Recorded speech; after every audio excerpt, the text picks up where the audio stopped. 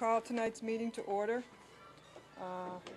On tonight's agenda is 7 o'clock visitors, 7:10 approval of minutes, 7:20 Smarts Collaborative with Miss Sherry, is it Wise? Yes. Okay. 7:40 school choice, then we're going to talk about an acceptance. Is that been, Jan? Is the donation, hadn't we done that previously? I'll mention that one, but we also have another one. Okay, all right. Oh, good. Yes. Mr. Jackson will speak to us about revolving accounts, followed by monthly budget statement, other matters. There'll be no executive session tonight. Visitors?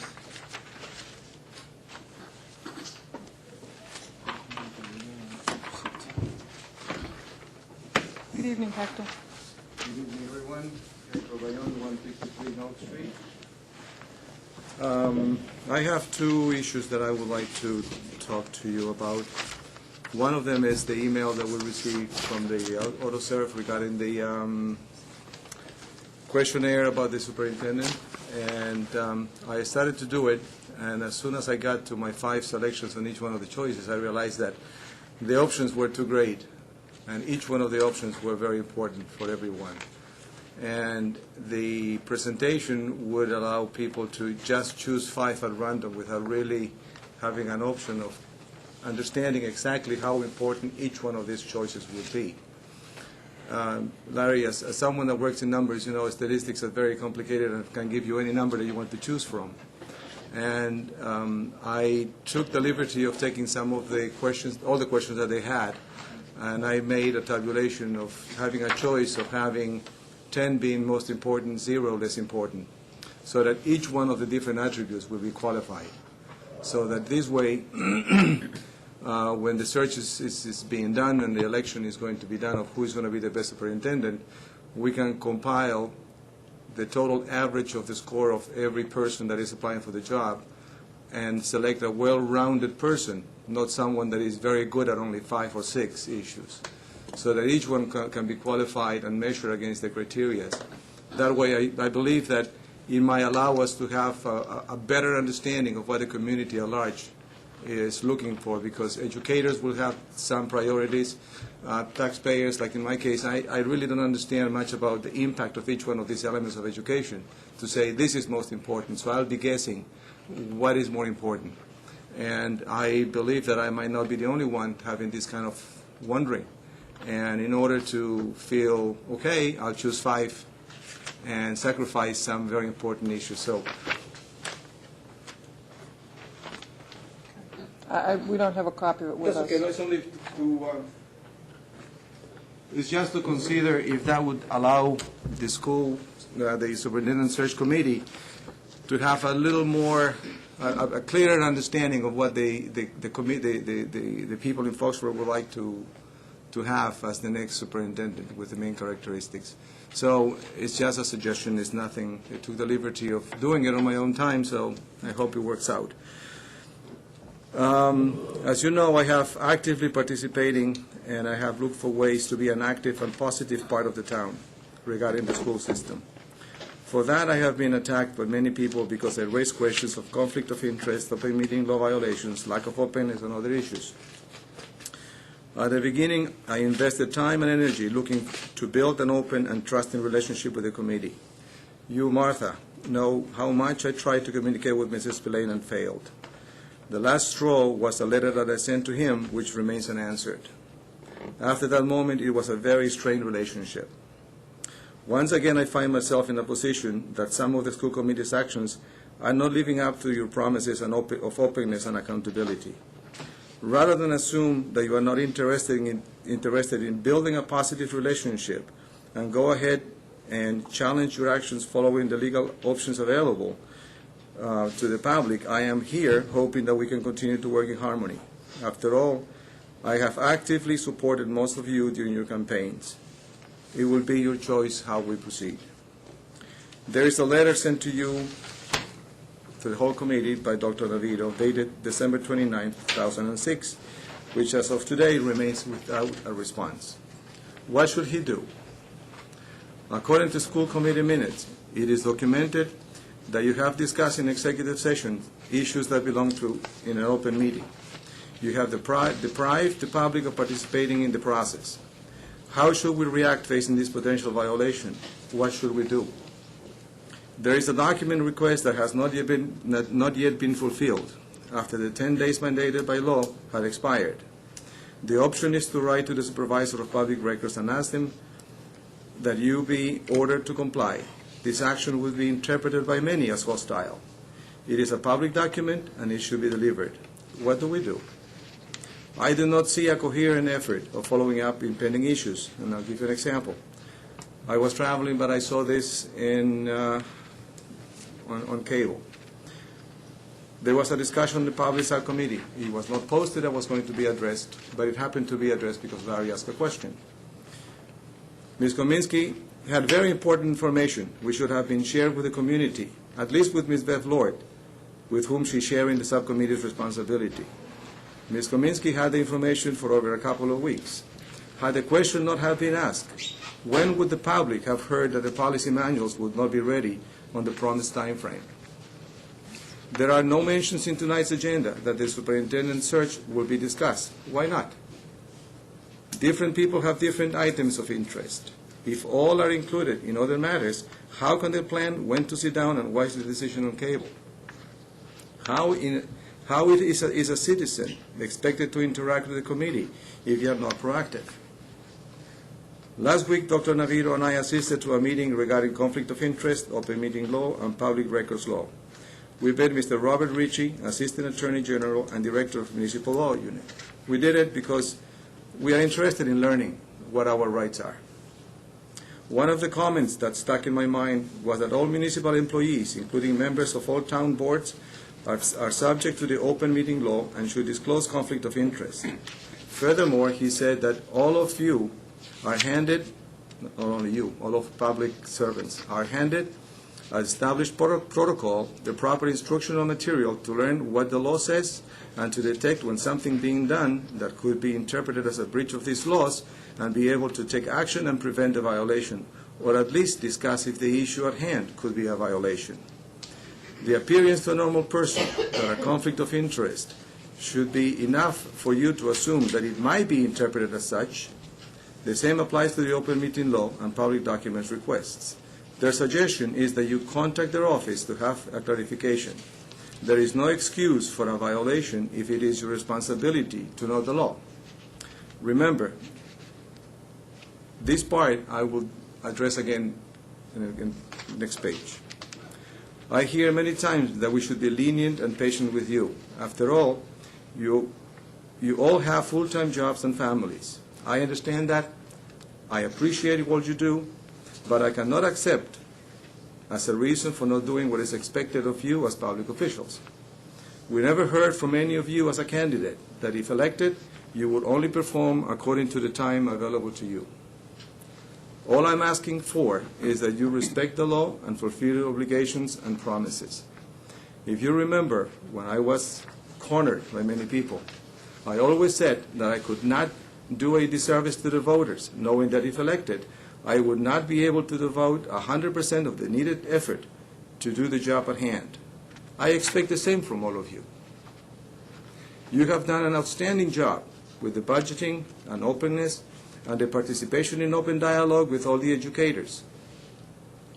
We have all learned by the exchange that we have seen here, and we really appreciated everything that we saw as a change from the past experience. But there are some areas that need to be moved along. As an example, I would like to mention the minutes, an issue that was mentioned once and avoided ever since. By law, minutes require to have very minimal information. I accept that. That is the law. But as public servants that are looking to establish accountability, it is most important that those minutes reflect what was said and done so that we, as the voters, can review your record and decide if you should stay on the job or not. Please read the minutes produced by the advisory board or some of the old school committee minutes. You expect accountability from all school employees. We expect accountability by all public employees, hired, appointed, or elected. That includes this committee. The minutes of our governing bodies are part of the history of Foxborough. because they document the intent of the body, the discussion that took place, and the reasons why a decision was made. Martha, you were correct when you said some people may get upset when the consideration of changing the structure of the minutes was announced. I am one. How many more are there that are upset? I don't know. But who will know? For the citizens at home, I am aware that many do not understand the implications of the open meeting law. And I mentioned before that the appearance to a normal person of conflict of interest or open meeting violations are applied, and it's very important to remember. And I have an example. Assuming that today will be the year 2010, and somebody has gone through the files and makes a study, somebody will make the following statements. Some time ago, Mr. Spillane, as school counsel, if the contract of a superintendent needed to be discussed in open meeting. The advice from Mr. Loram was affirmative. Then in 2005, the school committee discussed the extension of the superintendent's contract by 2 years during an executive session. That was a violation of the open meeting law. The vote was 3, 4, and 2 against. No one objected to discuss it in executive session. At least the minutes do not show that anybody had an intent to stop that meeting. All members that participated in that meeting violated the open meeting law, primarily Mr. Spillane. All members should have known that what they were doing was not correct. Furthermore, there are no records that the superintendent had requested that change. Because of the minutes, we know that Mr. Loram was brought into the district by Mr. Spillane. Because of the minutes, we know that Mr. Loram's firm was commissioned to create the now infamous Collins report. This remains unfinished. We know that Dr. Terrell was appointed as an elementary school principal in Hull. We also know that in 2004 she withdrew her application as superintendent in Hull when only her and Dr. Delaney were left. A reasonable person could conclude that she was promised an extension if she stayed until Mr. Spillane stepped down from the committee, so that her departure would fall on you. The 2-year extension would provide a better leverage in her negotiations with the committee. Most probably, she already knew that Dr. Delaney would resign this year, so she could be in place for the job. Dr. Delaney and Dr. Terrell have a common past in Norwalk. Remember, the vote was for the 2-year extension was in November 21st, and the dates are important to remember. Remember, the vote for the 2-year extension was in November 21st, 2005. But the contract was signed only on April 25th, 1 week before Mr. Spillane stepped down, and only 1 day after the last school committee where he presided. Dr. Terrell told the community how great Mr. Spillane was.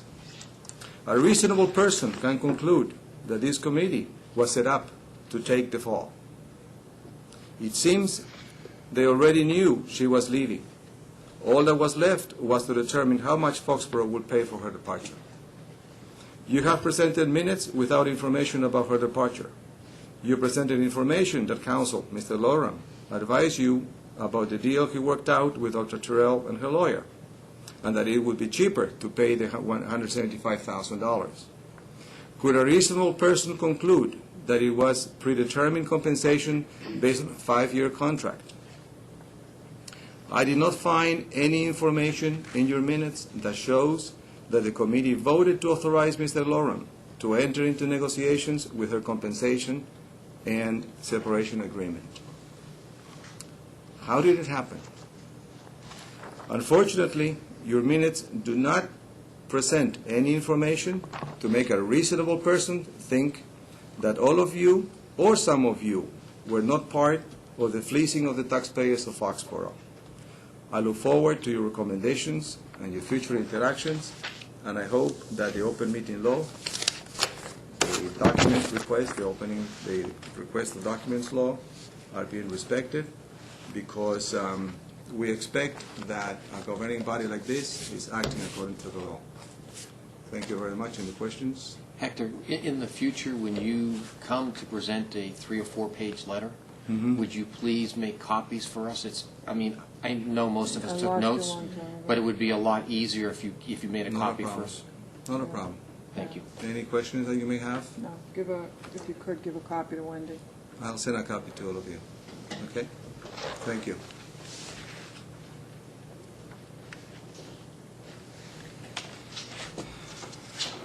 Excuse me.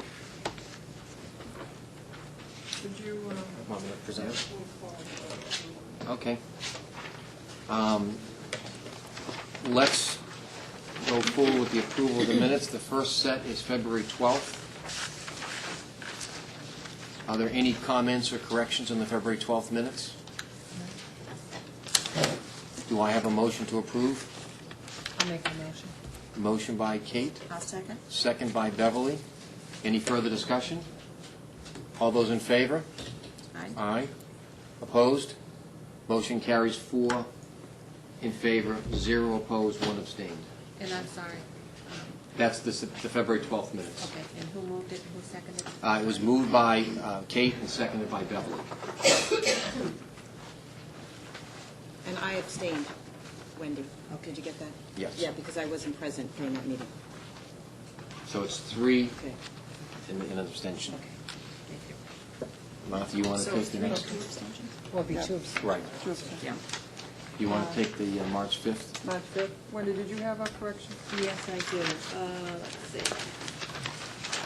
On page 2, at the very bottom, that last paragraph, when you were talking about the cost of the new math program, and you were discussing it at $80,000. We were and I really put hoping it would come in at $80. $80. Yeah. We all know it was wishful thinking, but we thank you, Wendy. So we'll say 80,000. Okay, thank you, Wendy. I knew that was too good to be true. Yeah. Just to clarify the minutes, though, the way it was explained is that we did say 80,000 because Janet included the money that was already in the budget for the program, and that's where the confusion came. So I think the minutes ought to show the reconciliation that it is 120,000 less the money that's in the budget takes it back into the $80,000 range. I agree, Larry, because absolutely, you made that point, and I think for future reference, it'll be clear to anyone that the cost of the program is 120, but because 40,000 was budgeted, as you reinforced, that the net cost is 80. So I think that Should was be just that. Okay, Although we're going to be close. well, that's good.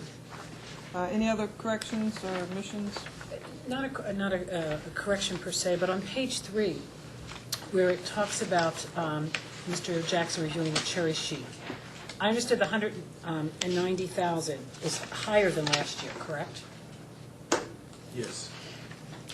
I would defer to my colleagues, but when I read that, somebody who's not familiar, I think it should state the 190,000 higher than last year, and that the next sentence where it says, find your final figures and we will have a town budget deficit of the 10,564. Again, I don't know if it's a town deficit, I thought it was on our, it's both. No, that was the both combined, and of course, Okay. I'll give you an update tonight Right. on where that stands as of this last week. okay. Anything else? Motion to accept? I'll motion to accept. Second. Wendy Beverly made the motion, Katie seconded it. As amended, correct? As amended. All those in favor? Aye. I'll abstain, although I did watch you from home.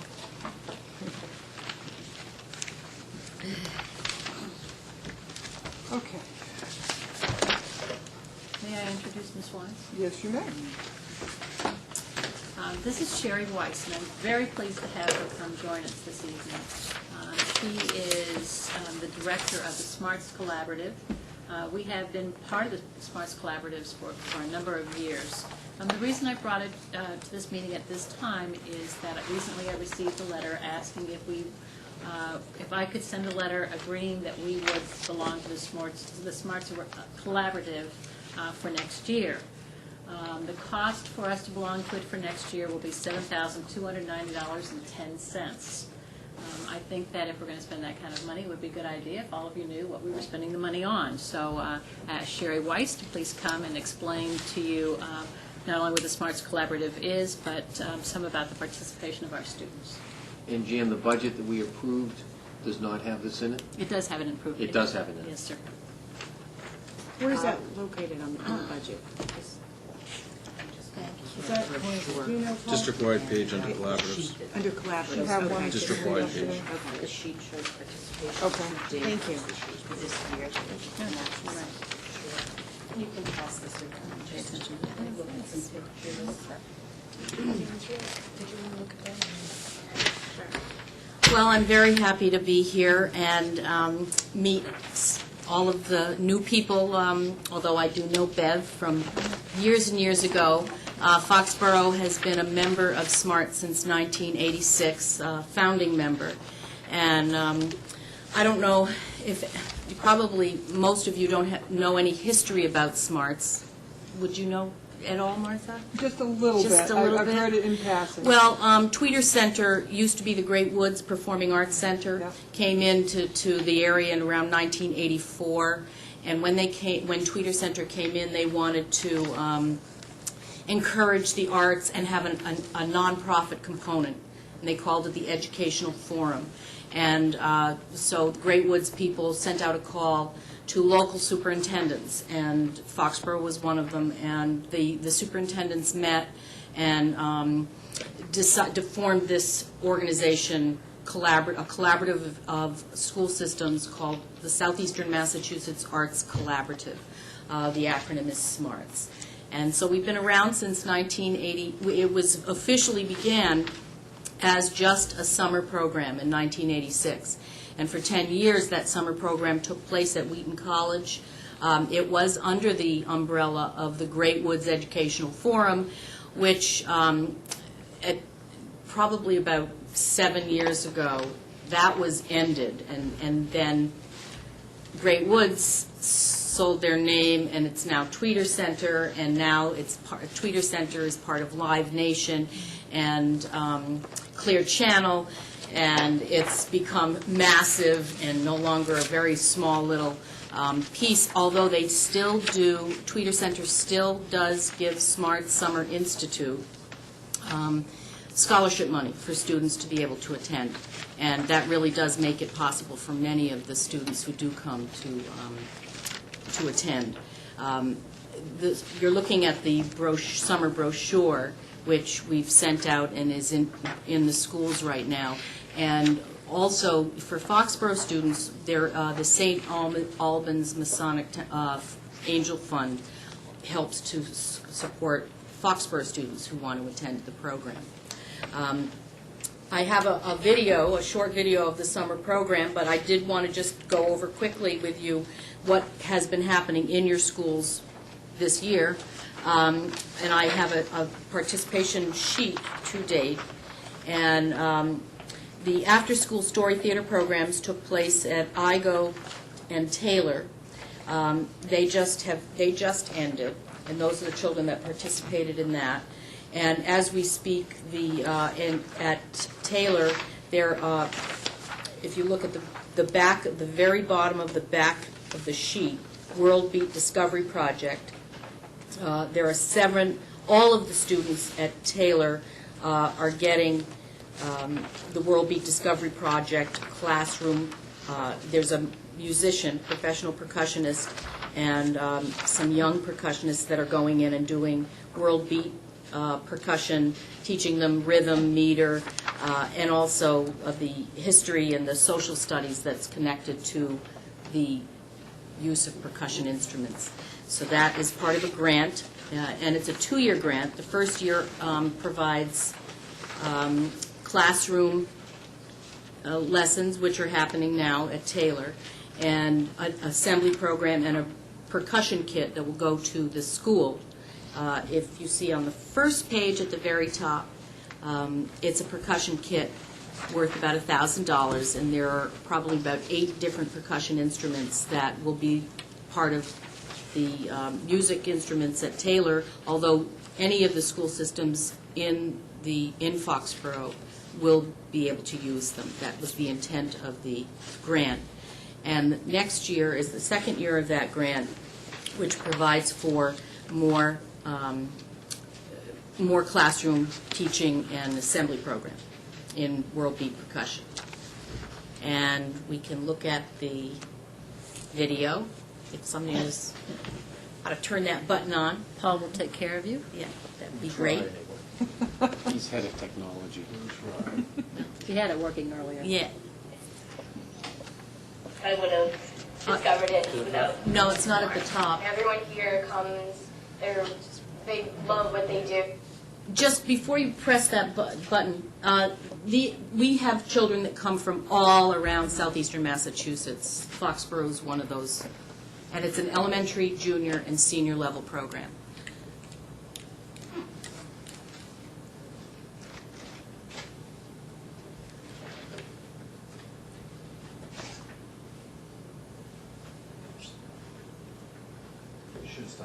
Okay. In 1986, when it began just as a senior level, grades 9, 10, 11, and 12. Now it's grades 1 through 12.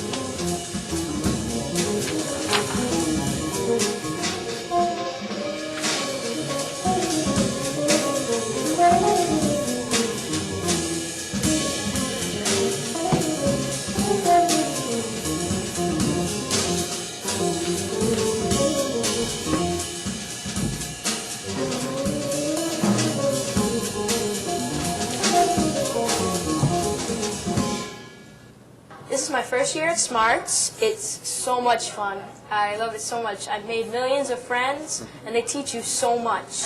There's a whole bunch of different subjects. It's just like school, except they make it so much funner. I love drama so much, and when my mom heard about this camp, I knew right away that this is the camp for me. The reason I've been going here for 3 years is I love it. I mean, the dancing's great, and the teachers are awesome, too. It's not like school where we have to do it. We, choose what we want to do, so it's really fun. Theater's, it's definitely my passion, and I love it. And I don't know if I would have discovered it without coming to Smarts. Everyone here comes, they love what they do. We want to learn. It's also just a really great environment. Everyone's very welcoming. The teachers just create an atmosphere that's so comfortable, and it's a great place to be. The beauty of Smarts is that learning takes place in a fun, always inspired, joyous, collaborative atmosphere. Collaboration is at the heart of the program. It's the foundation of our philosophy of who we are as artists and how we go about teaching the creative process. At Smarts, ideas and creativity are cherished and nurtured. The children learn to find and trust their own vision and voice and to express themselves in and through several disciplines. One short day in the Emerald City, one short day full of so much to do. Everywhere that you look in the city, there's something exquisite you'll want to visit before the day's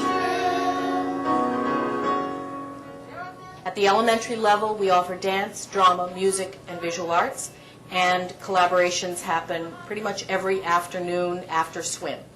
At the junior level, they do creative writing, dance, drama, musical theater, visual arts, percussion, and they also swim every day. At the senior level, they do dance, drama, music, which is instrumental and vocal, and visual arts, and film and video. And they don't swim every day because they have too much work to do. But they do collaborations, they do exchanges, and they have elective periods. I feel very fortunate about the teachers that work at Smarts. All of the teachers that teach at Smarts are artists. Many of them are professional artists and make their living primarily at producing and creating and performing their own art. Many of them have found that they had to also become teachers, private lesson teachers or teachers within the school system. They look forward always to teaching in the Smart Summer Institute because they get to work with children who want to be here and do the arts to the degree that they love their art form. We have many of the same teachers who come back year after year because it is such a wonderful experience. My name is Laura Wheeler. I teach junior visual arts at Smarts, and I've been doing it for about 3 years now. My garden is a place. During the school year, I teach for the town of Natick, Massachusetts, visual arts K through 4. I have approximately 735 students in 2 schools. I'm also a master teacher for the Boston Society of Architects. Just let your mind wander. Doodle on a scrap piece of paper, okay? Is everybody ready to go? I'm nationally recognized in the world of art education. Robert Rauschenberg, who is a national known artist, worldwide artist, he's a master of transference art. He's a contemporary artist. He has recognized a very small amount of art teachers across the United States for their contributions in art education. And I was chosen as one of them. Every child is creative. So as a teacher, what you try to do is you are a detective, and you try to show them different methods that they can be creative or consider themselves creative. It could be drama, it could be music, it could be sculpture. Each child has an authentic response. So you inspire them to, through different mediums, different methods, to find their own personal voice, to help them understand that what they're saying is important. Smarts is extremely fulfilling. The children inspire me. That's why I come back every year.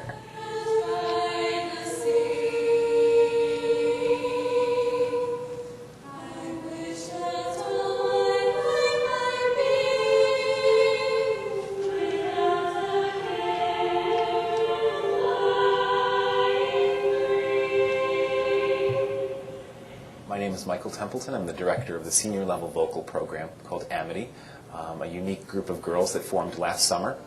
Amity means friendship and harmony, and I think that really speaks to the type of program that we're working with here. I've been with Smarts for 3 years. During the school year, I'm an assistant principal of an elementary and middle school. Stop there for 1 second. What I'd like to do is, first of all, it needs to be up on a more mezzo forte at the beginning, and then I want to crescendo through so that, but I know who I am today because I knew you, and then really pick it up like a comet pulled from orbit as it passes the sun. So more enunciation and articulation. I think to be part of the Smarts program is an intense process. It's something that calls whoever it is participating out of the normal mold of what they're used to being asked to do, and has them dig deep. And it's, again, this year it has to do with inspiration. So we're looking at all of those external and internal factors that motivate. Because I knew you, I have been changed.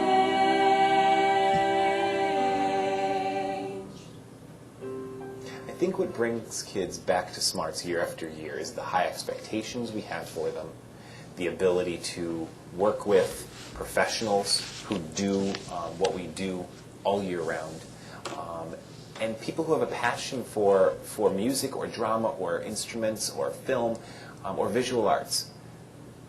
I think there's an attractive nature of that kind of passion for creation, and I think the girls in the vocal program came back because we have a good time in the context of learning. I mean, there's a true camaraderie, especially in the small nature of this group, that I'm not sure they would get at another camp. I think that many other camps would teach just skills or just the social stuff.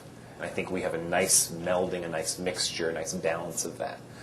And I think the musicianship aspect of it is better because of the other. The intent of the summer program for all grade levels is to immerse the children into the process, the creative process of making art. The artists that are teachers here are particularly skilled at really drawing out what's inside the child.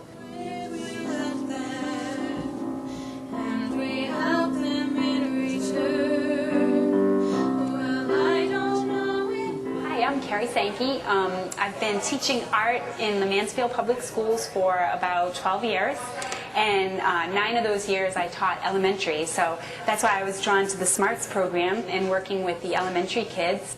And by knowing some of the elements of design that I mentioned already in talking about this piece of artwork, we talked about. So this year we've been working on the theme of inspiration, And Lisa, who is our music person, did a great job of rounding up some music from The Wiz and the show Wicked, and also from The Wizard of Oz, and that's where a lot of our themes came from for the 3 weeks that we've been here. A lot of what I was working on this year with the kids with our theme of inspiration was just working with their feelings and the kinds of symbols that they develop through their art, developing their own intuition through visual art, and getting inspired a lot by the music and just seeing what kinds of visual connections they can make with the music. It's all great. I think we've found the place where we belong. Sharing one wonderful one. Sean, the wizard will see you now.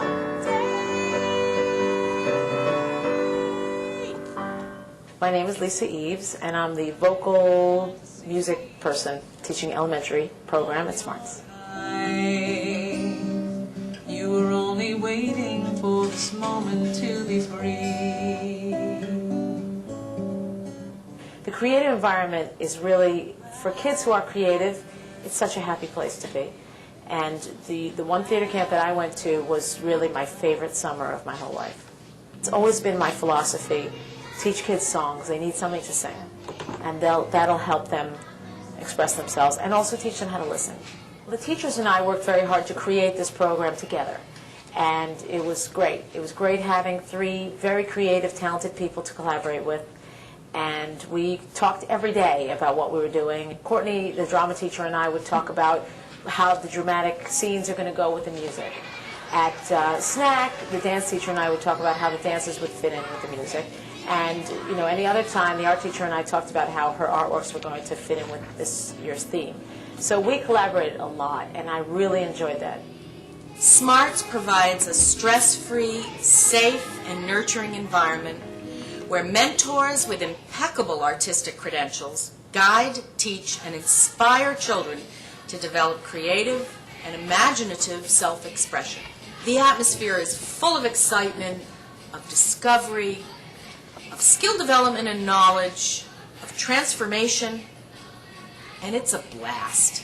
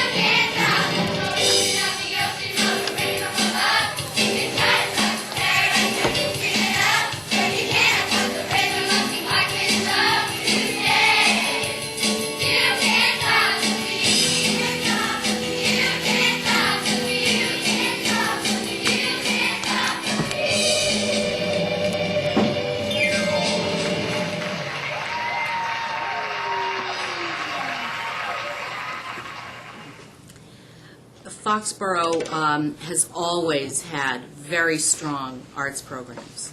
I'm not sure of the dates, but I was drama advisor here for 4 years way back. Bev, do you know the dates? It has to be. Sometime in the 80s? Yes. Or was it 70s? I've been around for a long time. Early 80s. Yeah. So I'm very familiar first with grader. your programs, and the students here in Foxborough have always been very talented, and Uncommon Theater Company has been part of your community, and I was artistic director for 18 years of Uncommon Theater Company, and so Smarts is just an avenue for the kids to get more, and to really, the ones who are very, very interested, but not necessarily the most talented or the children who are going to pick that to go into professionally. It really is for everybody if they have an interest. And does anybody have any questions? At $15 a student, it's quite a return on investment. And every year is a little bit different. You know, this is assembly programs we go in and do all year. There's professional development programs.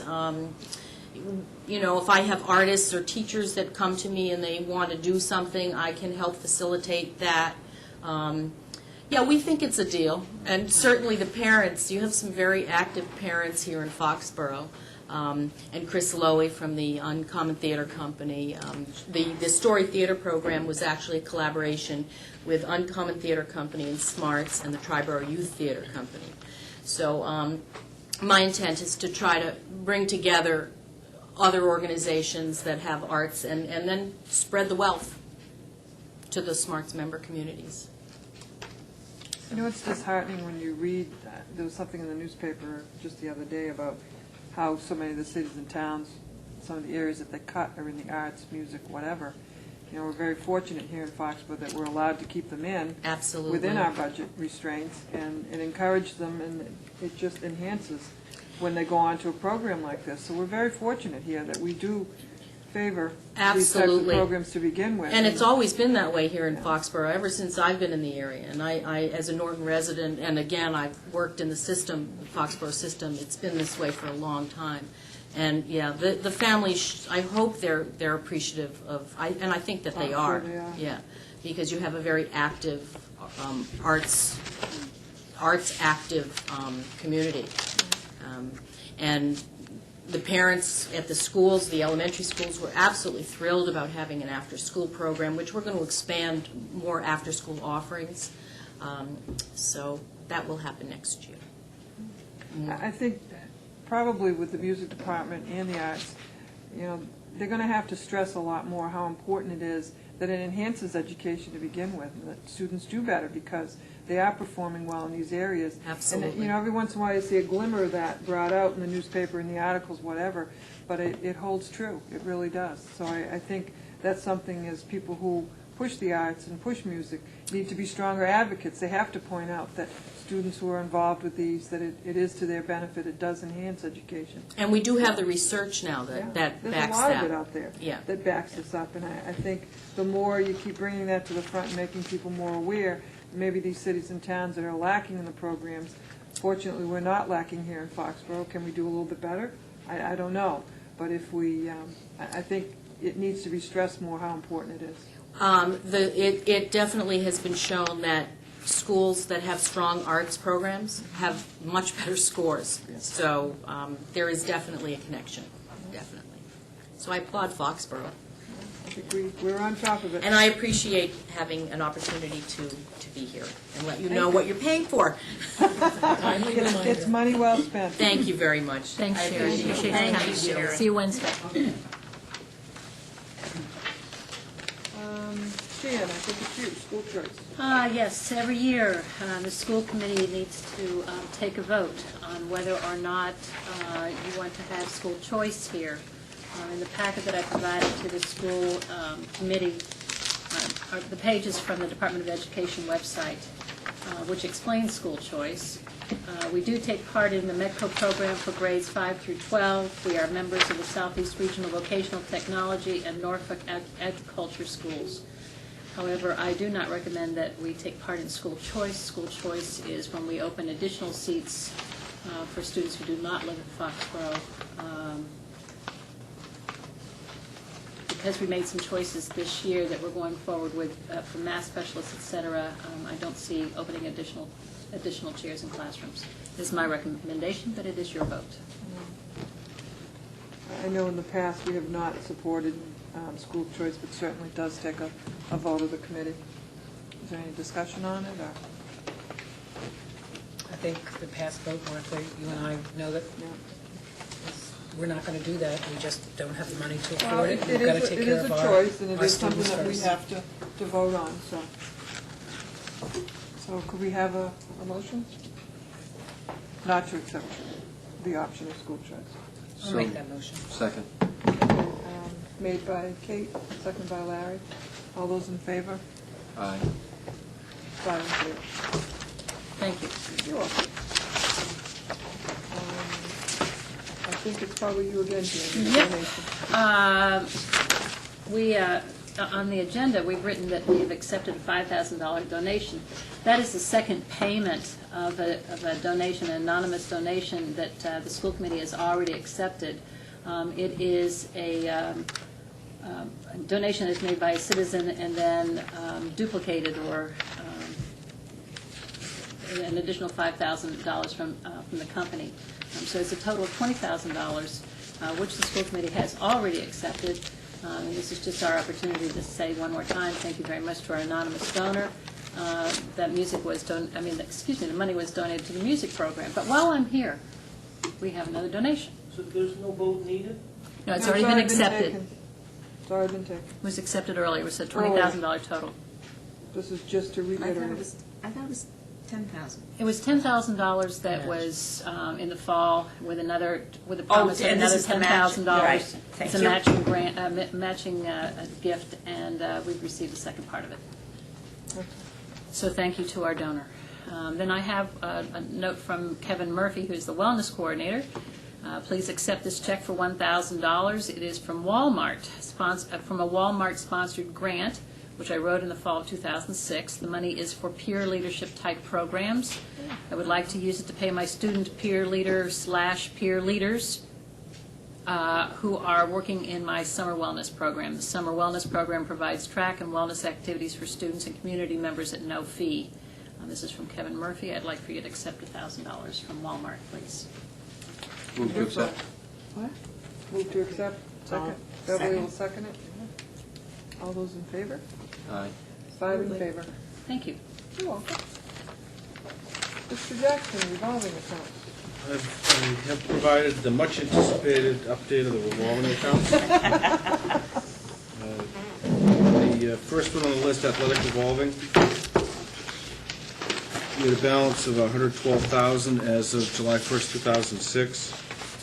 Deposits of $43,000, expenses of $29,000. The $29,000 represents the salary offsets that we used for the budget, for the FY07 budget. In addition, there's an $11,700 charge that was used to motorize the bleachers. There was another $15,000 used to complete the renovation of the football field lights. We originally had asked for more money than was ultimately granted, and the estimate that we originally had came in pretty close to target, so we're underfunded on our CIP item. And then in addition, there's an $80,000 charge to refurb the bleachers at the high school, which we've projected based on the bid opening, which leaves us with a projected balance in the account as of 7/1/07 of $19,585. Off-duty transportation, balance of $42,000, taken in $21,000, spent $64,000, and we actually should have, there's some salaries that should have been charged to this that weren't. In addition, we had $6,000 in fuel that we had projected to use as an offset to the FY07 budget, which we have, and we're projecting another $6,000 in income and $3,000 in expenses for a balance of $53,000 as of July 1st. Paul, can you share with the public the way you would utilize that balance, i.e., what generates the off-duty transportation, how you might use it? When we provide transportation for school-sponsored field trips, but the school department is not paying for the field trip, so that the PTO would pay for the field trip, or an outside group is paying for the field trip, we charge an hourly rate to cover the salaries, and then $1 a mile, which would cover the cost of fuel, and then some depreciation on the bus. Anything related to the transportation program we could use this for. It would be a cushion if the price of fuel goes exorbitant. I would recommend using some of this above and beyond the budget price. But in addition, anything related to transportation, we could use this for. So, as an example, next year, if capital were to be tight, you could use this to fund one of the buses that you'd have to buy on a regular basis. Yeah, the $53,000, I don't think will cover a full bus, but it would give us, it would give us a leg up on it. I'm also looking at an automated software system for routing and scheduling, and I don't have even a preliminary price at this point, but I was taking a look at that, and then I've also begun to take a look at cameras in school buses as another item that I might come back to the committee to discuss. But at this point, I don't have any solid numbers. Just on that note, as a committee member, I've talked to Paul in the past about cameras. I know we haven't had a robust discussion at the committee level. But I'd like to see at some point that we have that discussion when Paul comes up with what the cost would be. We've had parents at times and bus drivers at times talk about some of the disciplinary issues, and this is an account that we could utilize potentially to address that particular issue if the committee felt that it was appropriate. So I would hope that we'd see that on the agenda sometime in the near future. Building rental has started on 7/1/06 with a balance of $199,000. You'll see a large deposit referred to as Spoke. We're a member of a Spoke collaborative that provides special needs services. They rent classrooms from us to provide these collaborative programs. And we had never taken any of the money from Spoke, and as a result, it had built up over the years. They issued a check to us, I believe, the end of, actually, it would have been the beginning of July, since it did make the 2006 balance. So they've issued a check to us for the amount that we really could identify as building rental for $177,891. In addition, we've deposited year-to-date $60,624 for building rental. Some of the income that we've taken in for that will diminish. We have, for a number of years, rented to a church for the Taylor School every Sunday. As of the end of March, they'll no longer be using Taylor School. They're actually going to rent space at another church, so that we won't have them in our building anymore, and as a result, will not generate revenue. The expense from this, the rental charge that we send out of the bill, in some cases includes the cost of custodial overtime, so that's the large salary expense that we charge people for the custodial time. Now, the other piece in terms of deposits, for example, the youth basketball uses a tremendous number of hours on the weekends in a multitude of the schools. The gymnasiums, we don't charge them a rental fee for the building itself, but they do pay us for the custodial cost at time and a half or double time on Sundays. So that there's, and that would be basically a wash. In addition, we used, and it says fuel, it's heat, $40,000. That was an offset in the FY07 budget. We used $7,600 to carpet the music rooms, 2 music rooms here at the high school. We spent $9,674 to install a wireless mic setup in the auditorium at Ahern. We've had a real problem with the Ahern School in terms of stage productions with the ventilation system creating enough noise that it's hard for people to hear. Their expectation is that this new mic setup with the wireless mics, and they've got some permanent mics hanging from the rear of the stage, should go a long way to eliminating that as an issue. I mentioned the salary amount. There's $9,975 for McGuire Group. They arrived today at about 2:10 here at the high school and have started that project. And there's miscellaneous. Paul, would you just describe the project in 30 seconds for those at home? Sure. We've asked McGuire Group to come in to take a look at the school, the high school, take a look at some of the major infrastructure needs that we have, and provide us with some data in terms of what the cost would be to do things such as the heating controls at the high school, the single-pane windows that are aluminum frame, that on cold days makes it very uncomfortable here in the building.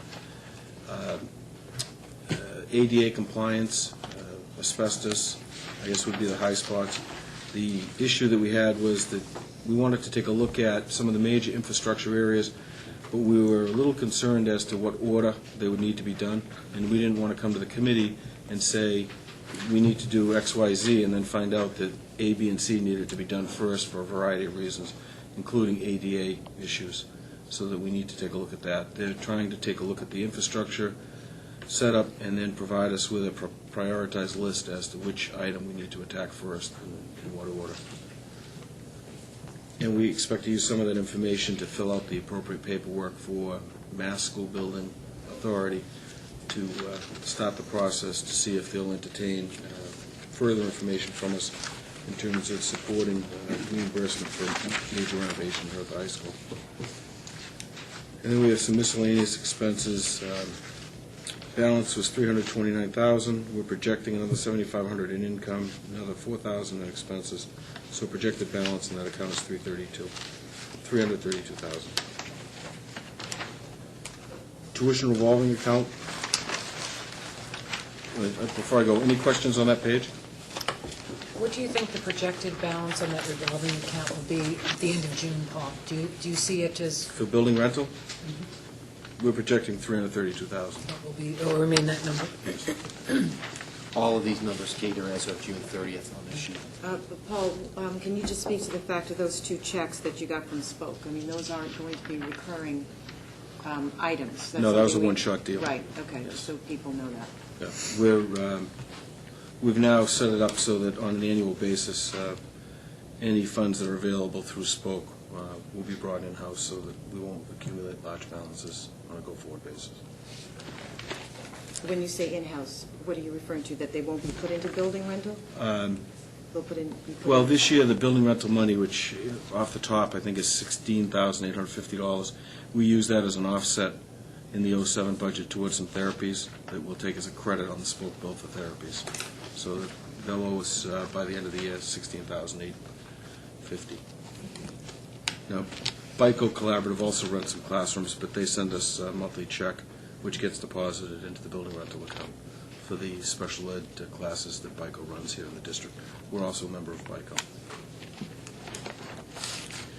Tuition revolving account, primarily the income here are the tuitions that we charge parents that participate in the preschool program. Balance as of June 1st, 2006, $128,000. We have tuition deposits of $73.79, which were actually refunds, and we had deposits from parents of $31,983. We picked up a Spoke, and this would be the second half of the one-time payment from Spoke of $268,000. We had a budget offset of $55,000, which was built into the FY07 budget. The $7,379 is shown as an offset. It came in and went right back out again as a tuition payment. We have year-to-date expenses in the preschool. There's a cooking component that goes along with a sensory component in the preschool with the students. We spent $2,600. We're expecting to spend another $2,400 by the end of the school year. So we're projecting the balance at the end of the year to be $390,000. And again, the deposit from Spoke of $268 really was a one-shot deal. That won't be a reoccurring situation. Well, one thing, it would be helpful, I think, for us if below the 7/1/2007 balances, if we've committed in the fiscal 08 budget to use some of these funds, we should kind of encumber that in here now so that if you looked at 390 but you were going to use 50, you wouldn't want to be misled thinking you had 390 when you had 340. So if maybe you could just put in the offsets, it would be helpful for us. Sure, absolutely. Yeah, that's a good point. Athletic revolving was showing $19,000, and I believe the offset we planned for 08 was $29,000. Now, we should, because Thanksgiving football game is home this year, we should take in about $40,000 in revenue. It's about a $6,000 gate at Thanksgiving time. So that we'll have to watch that, but we should be fine at the end of the year. Circuit breaker it's not really a revolving account. It's a special revenue account. We consider it a revolving account. It's really the reimbursement program for the state for our exorbitant special ed costs. There's a reimbursement form that has to be filled out by the SPED department. I believe it's done in June. And what you'll notice is that we had a balance of $463. There's timing issues that are involved in that there'll be income that will come in after July 1st that are actually for the previous fiscal year. However, we took in $217,000 so far in state reimbursement. We're projected to receive, and this really is a solid number, another $217 you'll see at the bottom. For a total, it's I think it's $434. That number is what we're going to receive for reimbursement this year for our expenditures last year. Now, when we built the budget, we expected in 07 to take in $603,000, which is what we used as an offset. We're actually only going to take in $434,000, but we had a balance because one of the years we picked up an extra $300,000 in this reimbursement program and we hadn't used it, so that will offset it. So right now we're projecting a balance as of June of $249. Now, next year, if you assume that our reimbursement should be close to what it was this year, $434, then we're up close to $700. We had projected $550, knowing that as an offset out of the 08 budget. Now, we knew at the time that the $550 was probably more than what we'd receive, but we also knew that we had some excess funds in the account. And if we leave too much in that account, it actually, the town can take it back. So, any questions on that page before we move on? Extended day, balance July 1st, 2006 was $33,385. We have deposits of $173. We used $7,000 from this account to offset for electricity out of the 07 budget. We spent $151 on salaries. Balance as of 3/14 is $48. We're projecting another $97,000 in income for our tuitions, and we're expecting $86,000, almost $87,000 in expenses, which would leave us with a $59,000 balance at the end of the school year. And then that account really doesn't get used until we have startup costs for the in the August timeframe prior to school starting, and it would start again. Adult ed, we had a balance in July of 06 of $37,000. We've deposited $30,000. We've spent $18,000. We had taken $13,111, purchased a copier. Left us with a balance as of March 14th of $36,000. We're expecting deposits, an additional deposits of $4,200 and expenses of $9,600. Should finish out the year with a balance of $31,000 in that adult ed account. Summer school. Summer school is, I had a hard time getting my hands around this one, and I'll explain in a second. July 1st, 2006, the balance was $76,000. We deposited $2,600, and yet our expenses were $50,000, which as of 3/14/07, we have a balance of $28,000. Because of the nature of summer school and the timing of summer school, the revenue and the tuitions that we collect for summer school actually come in June, but we don't pay the majority of the expenses and the salaries until July, August timeframe, which means it comes out of the next fiscal year. So it really throws the balances off, and it looks like you've got all this money, when in fact we really don't, because the income will come in, so we'll show a large balance on the 1st of July, and then the majority of the money will go back out in the middle of the summer.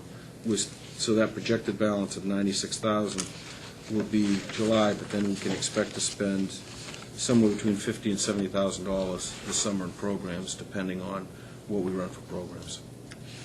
We took a hard look at the summer school programs last year, I should say, and actually set up a matrix, revised a lot of the tuitions that we charged to bring the tuitions more in line with the actual cost of the program, and set up minimums and maximums in terms of how many students we really needed to run a particular program.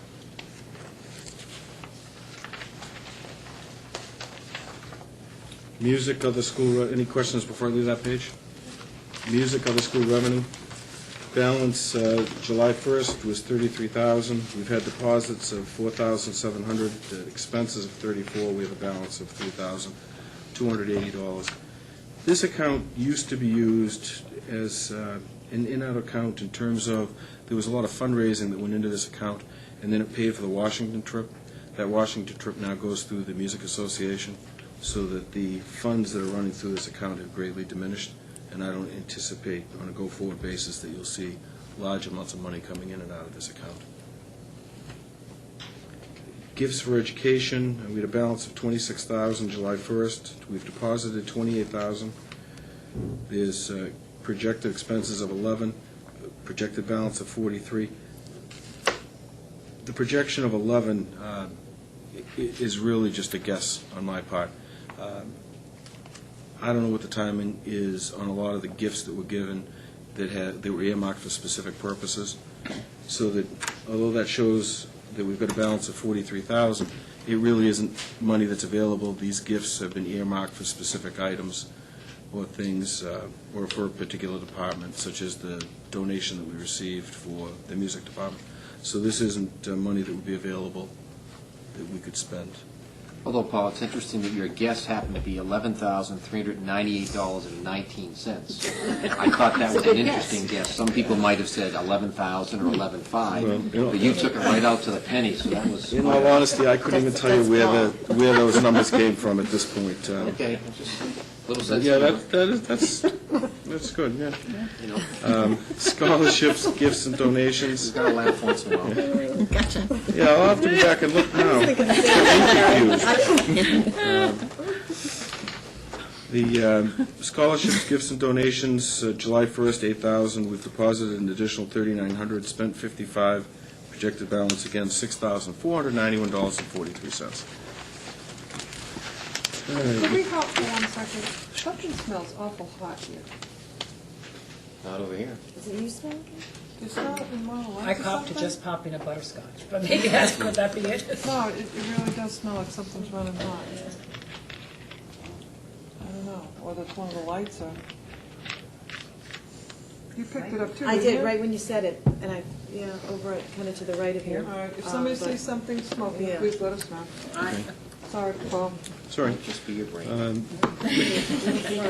Material replacement lost books, $4,700 balance last July. We've deposited $3,600. We've spent $3,400 to balance $4,924. I don't have a projection on that. That would be the, and we'll go back to the gifts and my 19 cents in a second. Because I just realized why it's 19 cents. That's why we're on fire here. That's the money that we would collect if somebody damaged the building, broke a window. Yeah, do you want me to go see if I can find Yeah, the I student? found the custodian. I keep getting a whack of it. Must be coming from right by you and Katie. How can we shut off these lights up here? That's television, might not be happy with it. I don't know, something. Well, Something. we'll be in a, Is the they computer can lab? still hear us. No, it's off. Could it be coming from the computer lab? I don't know, let me get a GNR. Thank you, Lorraine. I'm sorry, Paul. That's all right. We'll go back to gifts for education.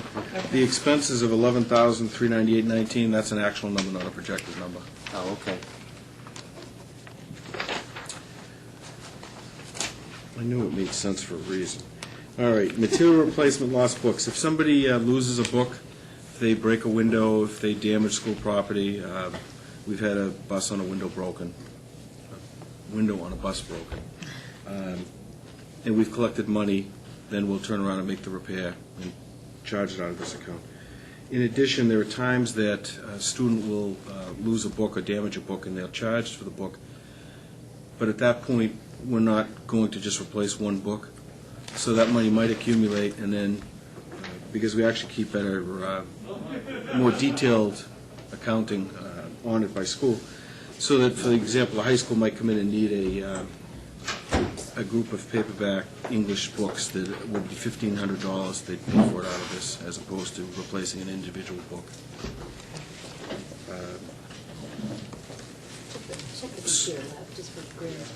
School food service. Last year, as you'll remember, we had a substantial increase in the price of lunches. We hadn't had an increase in the lunch price for, I think it was 6 years. We finished out the year with a balance of $119,000. I'd actually, if my memory is correct, figured it would be about $130,000. It ended up being less than what I had thought. We deposited so far year-to-date $429,000. We've expended $405,000. Balance is $143,000. We're projecting income from $131,000 of $356,000, expenses of $362,000, with the expectation that we'll finish out the year at $137,000. We're taking a look at the program. We'll be coming back to the committee in the next couple of months with more of a detailed report on the school food service and whether or not we feel that we can make another year without an increase, or if we feel we need to have an increase for next year. Well, you're running within 2% your expenses of your revenue, so it looks like the pricing that you put in, the pricing you asked us to approve looked like to be a pretty good number because your expenses and revenue are within 2% of each other, so. What throws us off, however, is our inventory, and that we're looking at this month over month, and then they're actually doing inventory on a monthly basis, because sometimes there'll be food that were brought in at the end of one month, that will be expensed in that month, and it's carried then as an asset on the financial statement, but this is just straight cash. But that's one of the things we need to take a look at. So that brings us to the end of the status of the revolving account.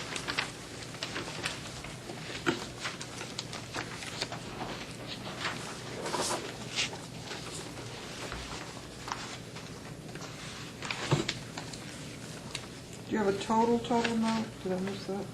No, I did not do a total amount. I think it's around 1.4 million, and then you would subtract from that the restricted amounts, gifts, scholarships, and the food services.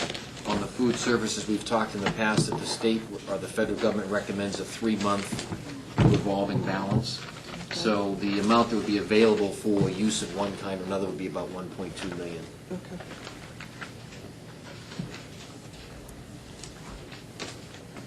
Any questions on that?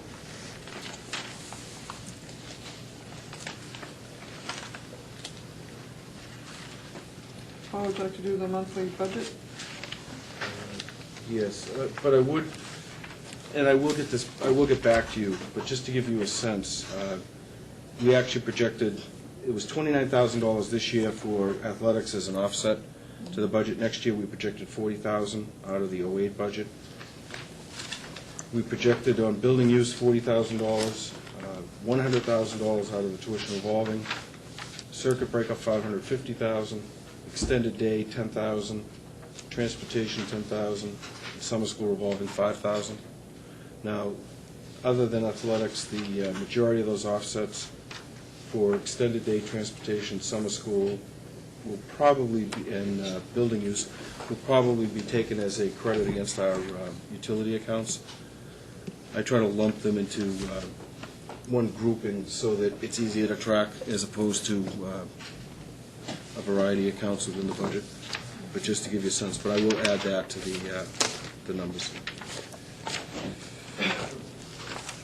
On the budget statement. With the budget statement in totality has increased $12,523 from the March 5th statement. I've listed out there's only 5 changes. We lost $443 on a reprojection of a borough maternity leave. We needed to increase the high school guidance career center secretary hours by $1,600. We lost $619 on sped salaries due to maternity leave.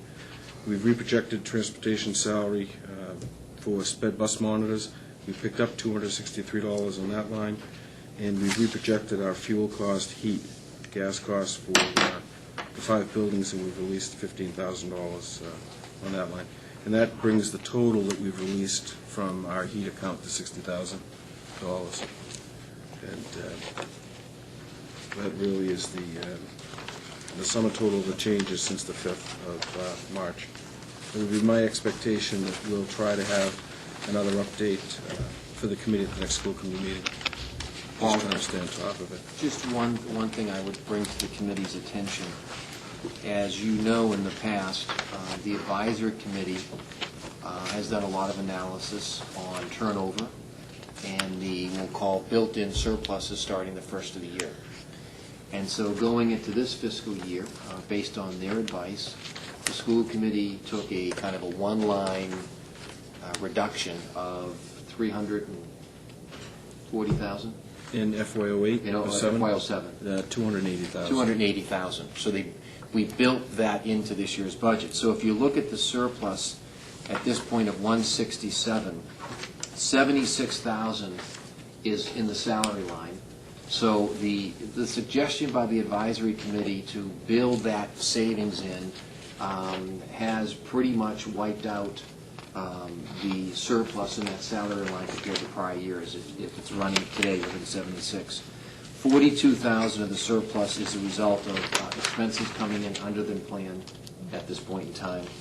24,000 is outside resource salaries variance, and 24,000 is outside resource expenses.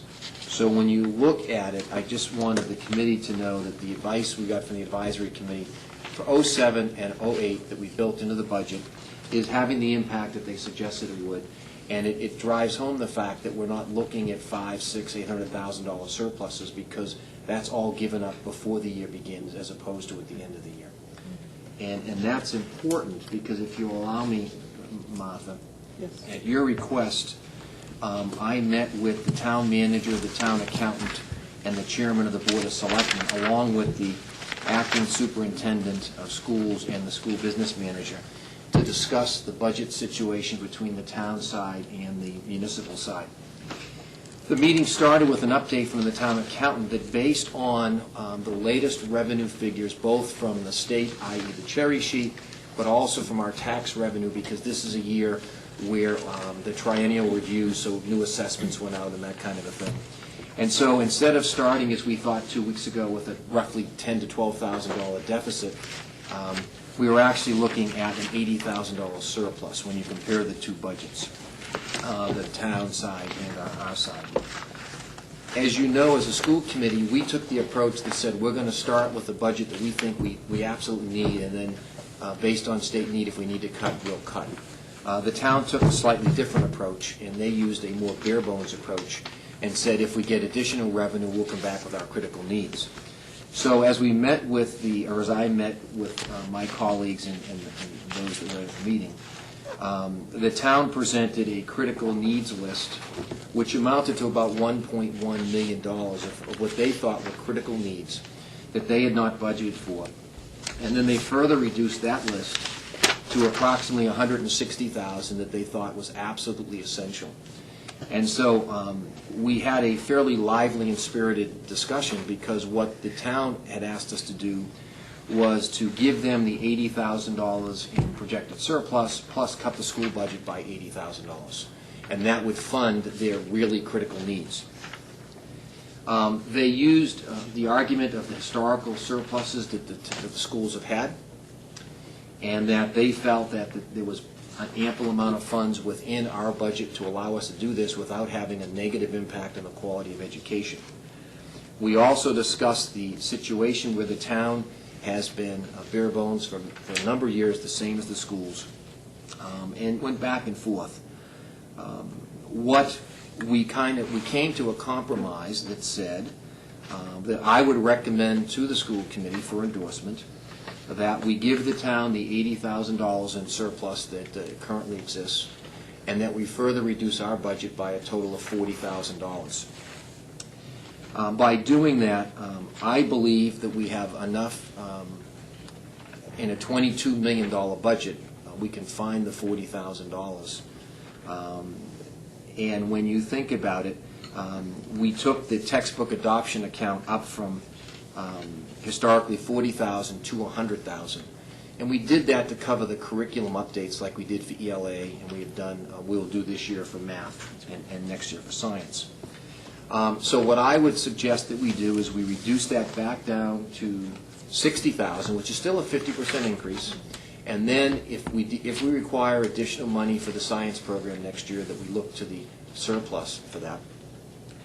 By reducing our budget by $40,000, we still allow ourselves to reinstate the library and the guidance positions that many of the members in this committee have fought for 3 or 4 years. It allows us to add back to add the music and other needs that were added in. And if you recall, we were making some substantial upgrades to the IT organization. We added .7 in the music. We also added the new math specialist. So I believe that in the best interest of Foxborough, and in an effort to demonstrate to the taxpayers that both the municipal side and the school side are working collectively, working collaboratively, I believe that since we had put forth a budget that we felt was what we needed, that with the $40,000 reduction, we can still do the things that we wanted to do to have the positive impact on our children, but it allows a little bit of additional flexibility on the municipal side to cover some very critical needs that they have. And so I would hope that the school committee tonight would take a motion to take the budget that was approved January 29th or whatever that date was, and reduce that amount by $40,000. The selectmen will then, at their next meeting, take a vote on their budget, and then go to the advisory committee with a recommendation from both the school committee and the municipal side with where we think we're satisfied with, in hopes that the advisory committee would support that recommendation as well. I also want to make sure that the committee remembers that on our capital this year, 100% of the capital that we were requesting has been approved by the capital committee, as well as I believe by the selectmen as well. So again, it shows the total cooperation on all aspects of the municipal government and working together in a positive way. I, for one, don't have a problem with this. I think it's a good compromise. I know in talking with Andy and Randy, when I became Jim, and I tried to make it a point that this wasn't our money, this wasn't your money, this was all of our money, and that we needed to take into consideration what both sides needed, and I think this is a wonderful compromise. It shows that we are willing to work to try and help both sides, and I go along with this. I think it sounds like you worked very hard with them to come up with this, and I support this. I just want to reassure also, though, the parents and the taxpayers out there about we have adopted a curriculum cycle, and every year we will be looking to update our curriculum, and obviously that is going to cost money. And I know I did speak to Paul earlier today, and we spoke a little bit about how we would find money if we needed to for this, for the science program that we're going to be reviewing next year. So I just think that we need to reassure people that we will find the money. There is, this year, we're looking at a surplus right now of $167,000, and I just think that we need to be mindful of people's concerns about, the curriculum issues. But I endorse this. I do think that we absolutely need to work collaboratively with the municipal side. They have, having been on the advisory committee and seeing what they've done without over the last several years, it's very important that we recognize their needs as well. But I did speak to Paul, and I don't know if he wants to speak about that, or you do, Larry, just about reassuring the taxpayers about the curriculum needs. Well, absolutely. In the future. You have two things. One of the things I want people to understand is that, call it a $250,000 surplus. That's 1% of our budget. Having a 1% reserve account, so to speak, because when you're dealing with the numbers we're dealing with, you're going to have some pluses and minuses. So we think, Paul and I do, that if we end up with a surplus in somewhere in the 200 to 250 range, that is very, very acceptable under accounting standards, considering all the things that could happen in any one year. The other flexibility that we have on the school side that they don't have on the municipal side are the revolving accounts that Paul just went through. And we saw that we've got a substantial amount of money in there. And we have the flexibility of if the surplus next year wasn't $200,000 as an example, and we needed additional money for the curriculum, we have that capability. But even in this revised budget, we would have $60,000 in the curriculum account, which is 50% more than we've carried over the last couple of years. So I feel comfortable that adding back the guidance, reinstating the guidance, reinstating the library, adding the math specialists, adding the additional people that we wanted to, upgrading in the IT side, adding the music programs, we've done a significant amount of enhancement to the overall quality of the education. When you look at what we did adding back the ELA program, this year we will hopefully approve a math program and a 8 through 12 ELA type program. We're making substantial improvements in the quality of the education in Foxborough, and we hope, as we said during the budget discussion, that the new math specialists help move the meter in math for the first time. Those new folks plus the new math curriculum should start to have an impact over the next couple of years. So I want the voters to understand that we do have a great deal of flexibility, and I would say that although there's been a lot of criticism of the school committee in the past, and some members of the school committee in the past, they have created flexibility for us today with the revolving accounts that gives us flexibility in doing things in the future. And I think that while some criticism may be appropriate, I think praise is also appropriate, and I think some of those leaders in the past should feel proud of some of the financial situation they've left us today, because it does give us a great deal of flexibility to further enhance the overall quality of education in Foxborough.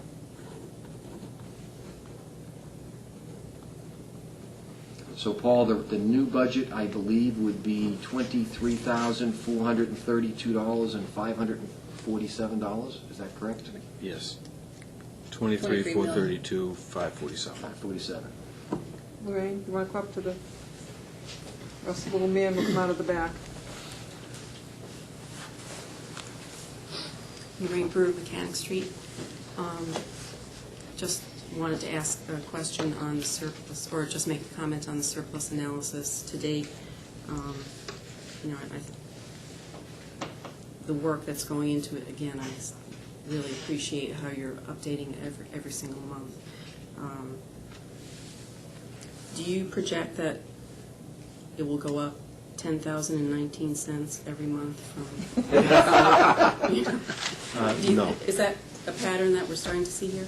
Well, the 19 cents, yes. Yeah, 19 minutes.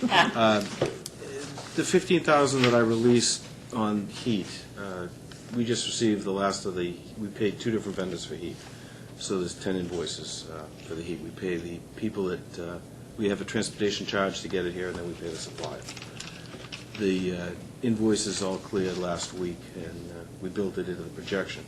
Now, we've got, the next bill that we'll see will be from basically the end of the first week in March to the first week in April. And I'm not sure how cold or how warm it will be during that period, so that we've projected how many therms of fuel we'll use building by building, and then when those bills come in, we'll take a look at how the projection is compared to reality, and then maybe increase therm projections for the balance of the year, or maybe we'll scale it back a little bit. We're getting to a point where we've got really one more heat bill of any significance, and then it's insignificant at that point in the overall scheme of things. We hope. Yeah, we hope.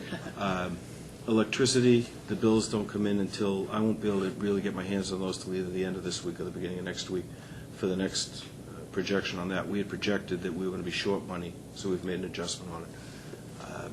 We've taken a look at a lot of the accounts and actually run some calculated numbers, complicated numbers, to try to get to the end of the year, so that some of the flexibility is going to start to, I'm not going to promise that I won't come up with another 10,000 somewhere, but the closer we get to the end of the year, some of that flexibility is gone, and we're trying to build that flexibility in as we go.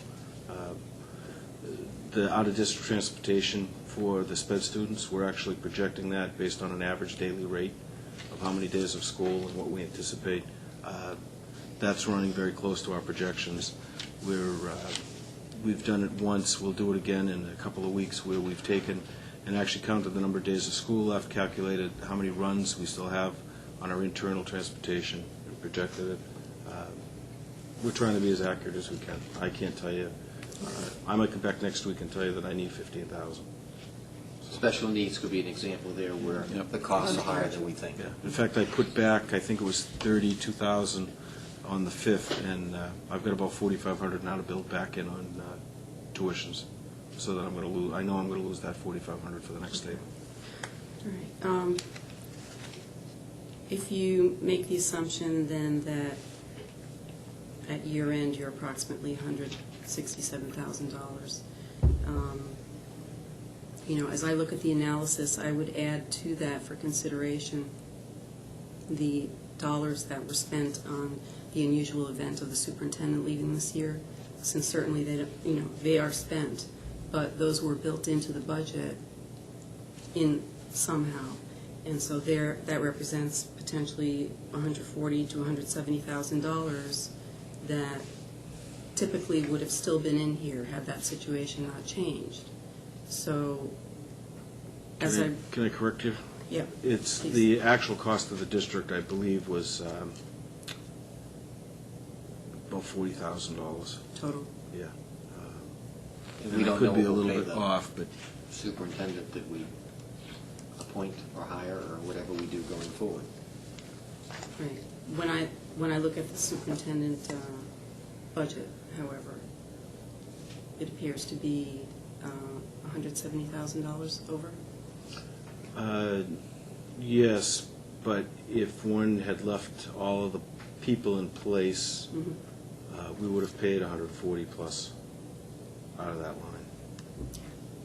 line. So I don't understand why it's over then, because 140, I would expect to see that there should be a variance of that 70, not 170.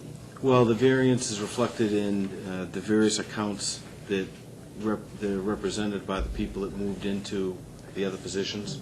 So there was a domino effect, so that there was a variance in the superintendent's line, there's a variance in the assistant superintendent's line, there's a variance in the IGO principal line, a variance in the assistant at Ahern. I actually have some calculations that I can get to you to show you. That was brought up by the selectmen as well, as we arrived at our compromise of 40,000. Okay. Because that was taken into consideration when I agreed to recommend to the committee that we cut our budget by 40,000. Okay. Well, that's what I was getting to basically, is I don't know what of these absolutely essential needs were lost by the municipal side for the 40,000, but between that amount minimally having been in the budget before, if the superintendent had not left, that would still be in here. And then knowing that, or there will probably be more of a surplus developed towards the end of the year if the prior year projections continue through, certainly not as great as they have been in the past. I just wonder if there can be some consideration to looking to the revolving accounts to support that relatively small amount of $40,000 on the municipal side compared to the $22 million or $24 million on the school side, so that, again, compromise can be reached. My argument was, we were giving them the 80, we were willing to give them another 40, we were falling below the traditional 70-30 split, and the schools were now going to take like 69.6%. And the one position that we were talking about when we asked, well, when do you think you would post for the position, when do you think you would hire for the position, et cetera, the town came back and said that additional 40 would probably not be consumed anyway because of the delay it would take to hire that person. So therefore, they felt comfortable with the compromise that we had, and it was unanimous, I believe, the town accountant, the town manager, and the chairman of the Board of Selectmen.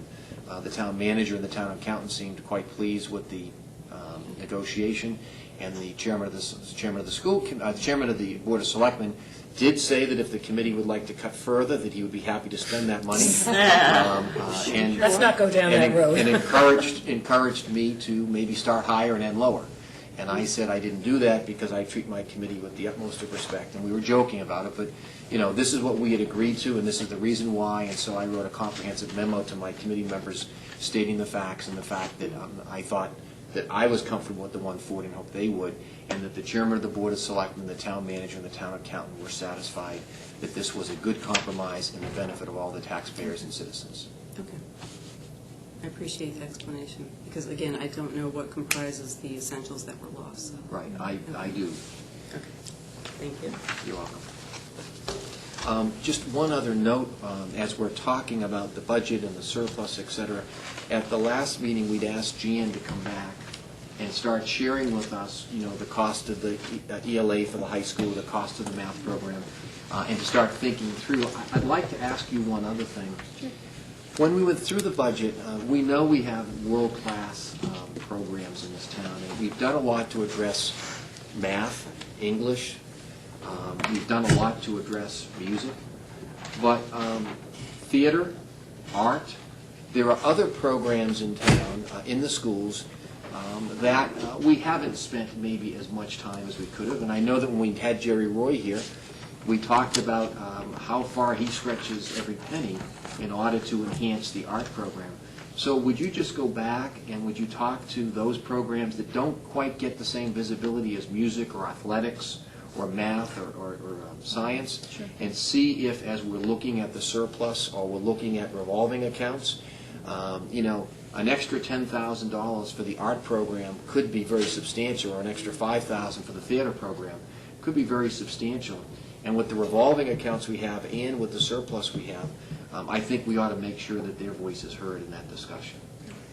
We're already putting the numbers together for you. By the next meeting, we should have the numbers for the math program, as well as the 712 English program, and some of the expenses that I'd like for you to consider for the consumables from the ELA program this year.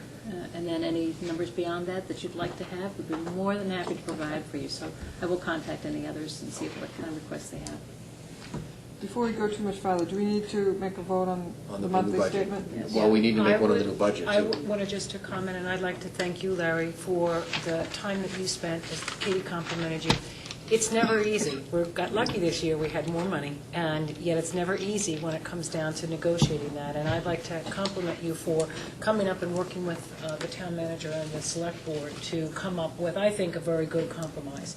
We've been very fortunate. We were cut very hard. It's taken us years to get back. The right course was to put the last of those positions back.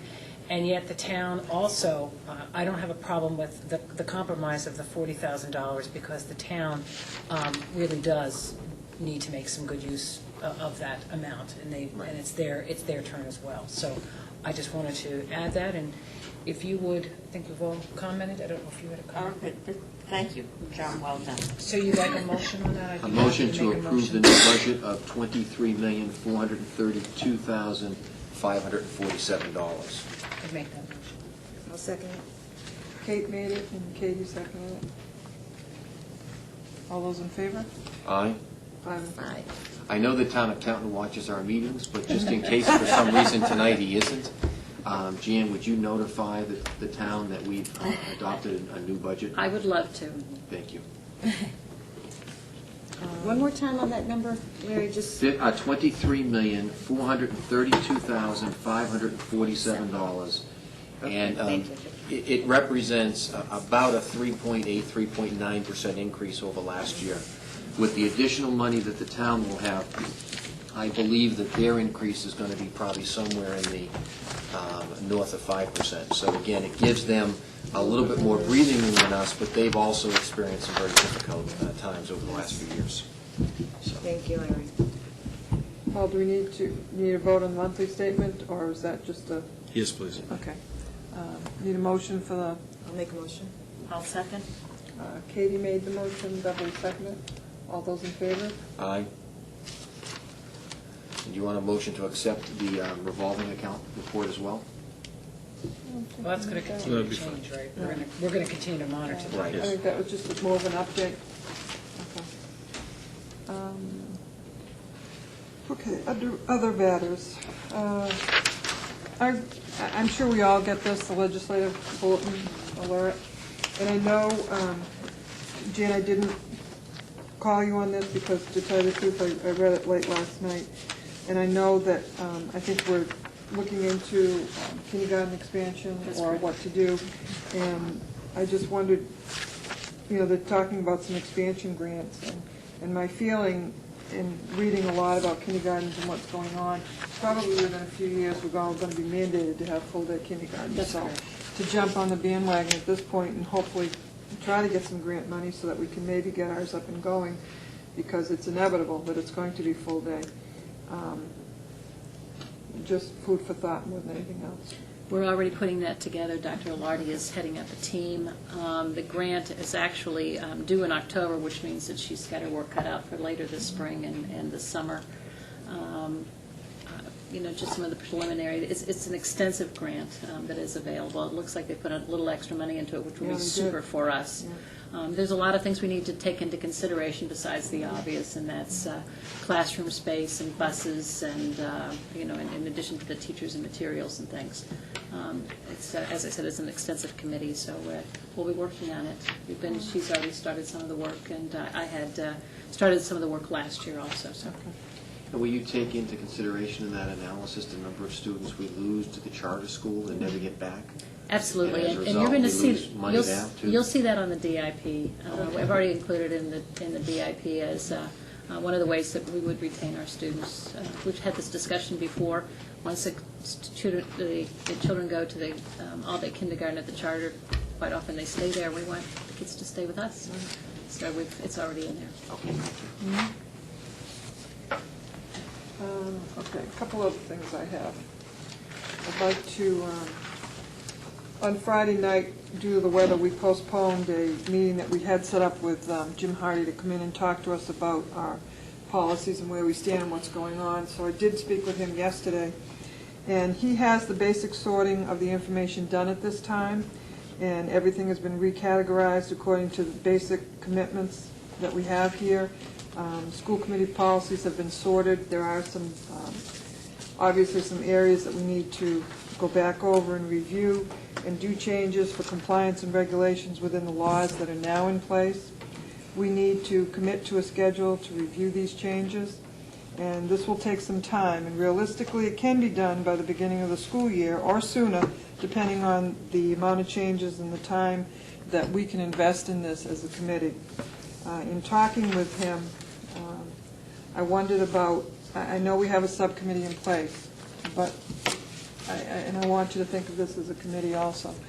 If we were to possibly eliminate the subcommittee part of it per se, where you sit down, review things, and then come back to us, if we're willing to sit as a committee with him, possibly on Saturday mornings or Friday evenings, whatever our times and his time will accommodate, we probably could move this a lot quicker, because then we're not, meeting and then coming back and asking for approval. We can all sit there, go through what's there, and make the changes and vote on it as we're doing it.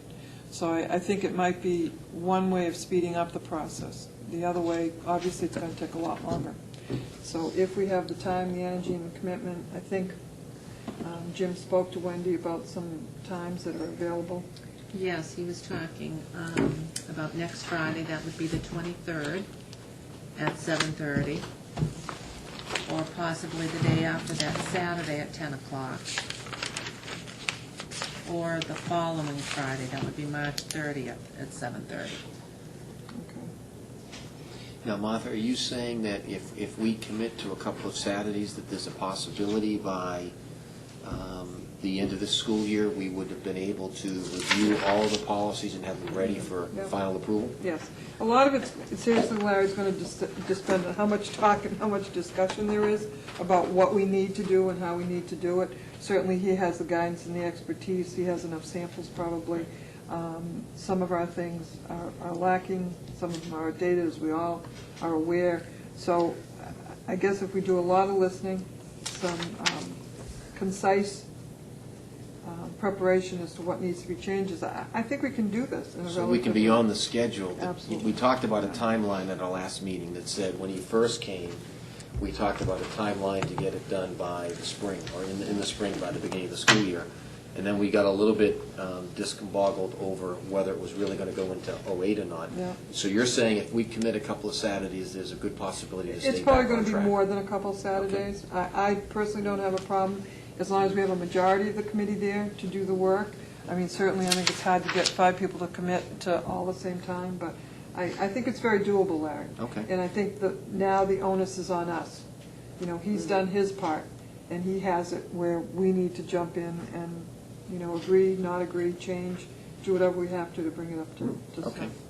Martha, I think you're right. I mean, both Jim Hardy and Glenn Kuchar, when they made their presentation, did try to outline the significance of what we would do. And although Bev and I are ready to do that over the summer, I think to speed things up, I think what Jim's trying to tell us is that he's going to have the rough draft in May or June, but there is still extensive work that we need to get on the timeline, and I think that's why he was projecting it wouldn't be until the following spring, depending on, I mean, he's got a lot of experience, and there are, 100 policies, so I agree with you, Martha. I think we need if to we jump need in to, there. I would concur, let's eliminate the subcommittee for now, let's move ahead and concur that we're all going to meet. The first meeting needs to be with him anyways, with all of us. And I think then he's going to outline exactly what we need to do, how we need to do it. But I think in my heart of hearts here, if we commit to this, and if we come up with some extra time, this is very doable. Very doable. So we may be ready by the fall, and that would, there'd still be some things that would need to be done from that point, but I think that's a good thing to show. So, what I'd like you to do is look at your date books, call Wendy tomorrow. For which 3 days, all 3 days, or just one of those? Pick one of the 3 days. The 23rd, the 23rd would be Friday night, 24th would be Saturday morning, probably 9 to 11, or on the 30th. Everybody's bound. You said 10. I think that's a good idea, Mark. 10? Is it 9 to 11? 10 o'clock on Saturday morning. 10, okay, Yeah. all right. All right, so just everybody look at their time schedule, give Wendy a call tomorrow. I can tell you right now, Wendy, whatever they pick, I will do. Okay. You know what, I agree, I'm open all of those three, on Saturday or Friday, so. I prefer to do probably Friday night only because I have my goddaughter's confirmation on Saturday. Well, that's important. Then let's, All right, it's so let's Friday. go to the Friday 23rd. sounds good. Bev and Katie, you're gonna decide which Friday. Friday's good. Just let us know. Is that your, Friday's I'm fine. unavailable okay. on Friday. All right, but well, we have Which four. Friday? We have Both four. Fridays. Both Fridays. She's already committed to something. I just, looking at you, I'm like, oh my God, those are both yours. Okay. All Sorry. right. Okay, so the 23rd, we have 4. That's fine.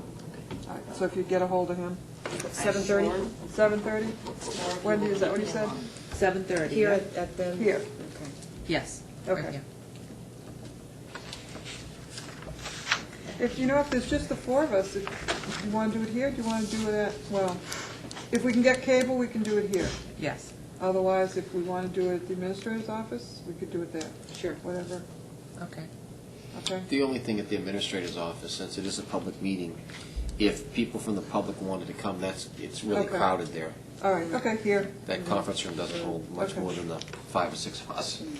Once we get down 4. All right, 7:30 here. Okay. Okay, now, I'd like to give an update on the superintendent search. The search committee has been formed. I hope it's not an unlucky number, because we did come up with 13 members.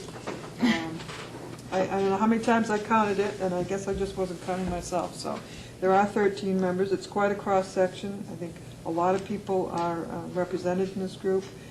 As far as the cost goes to the town, the only cost we have incurred to date is, where did I put it? It was like Is the brochure, I think it's about $1,500? no, it's about $1,700. I just had it. Yes, I do have it right here. Mr. Kuchar is free, God love him, and he's been an excellent source of information for all of us. He made a point of telling us that we've paid into MASC for about 50 years now, so why not use their expertise, their talent, and their technology support. So what they did was, they were the ones that did the technical design, the mailing, and the posting for the brochures, and so we incurred a total of $1,276.32 for the brochure, and the postage was $468 to go out to everybody on the list, which was about 1,200 mailings. Do we have some copies for the members of the audience if they I want to see a think copy? we have some brochures up there. They did a very nice job on it. Our committee will be meeting this Thursday as a committee in executive session to review the applicants, and will then move candidates forward for interviews. After the personal interviews, the finalist names will be made public. But at this point, we've been advised by Mr. Kuchar that we cannot disclose any of the people who have put their names in at this point. So I have some more copying to do, some more applications came in today. I thought I was done, but I'm not. But I think we have a good committee, we have a good setup, and we'll be meeting Thursday night again. Martha, should we just go over the timeline for those folks out in the audience and at home, just to reiterate that today was the deadline for receiving applications and credentials. Then we've given ourselves, the subcommittee, until March 26th through April 5th for the semifinalists to be selected and interviews to be conducted.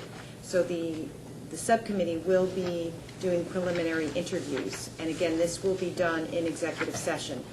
Therefore, no names will be disclosed, just so people are aware of that. And then by April 5th, the finalists will be selected. The week of April 9th, there will be site visits. And then the week of April 23rd, the finalist interviews and superintendent will be selected.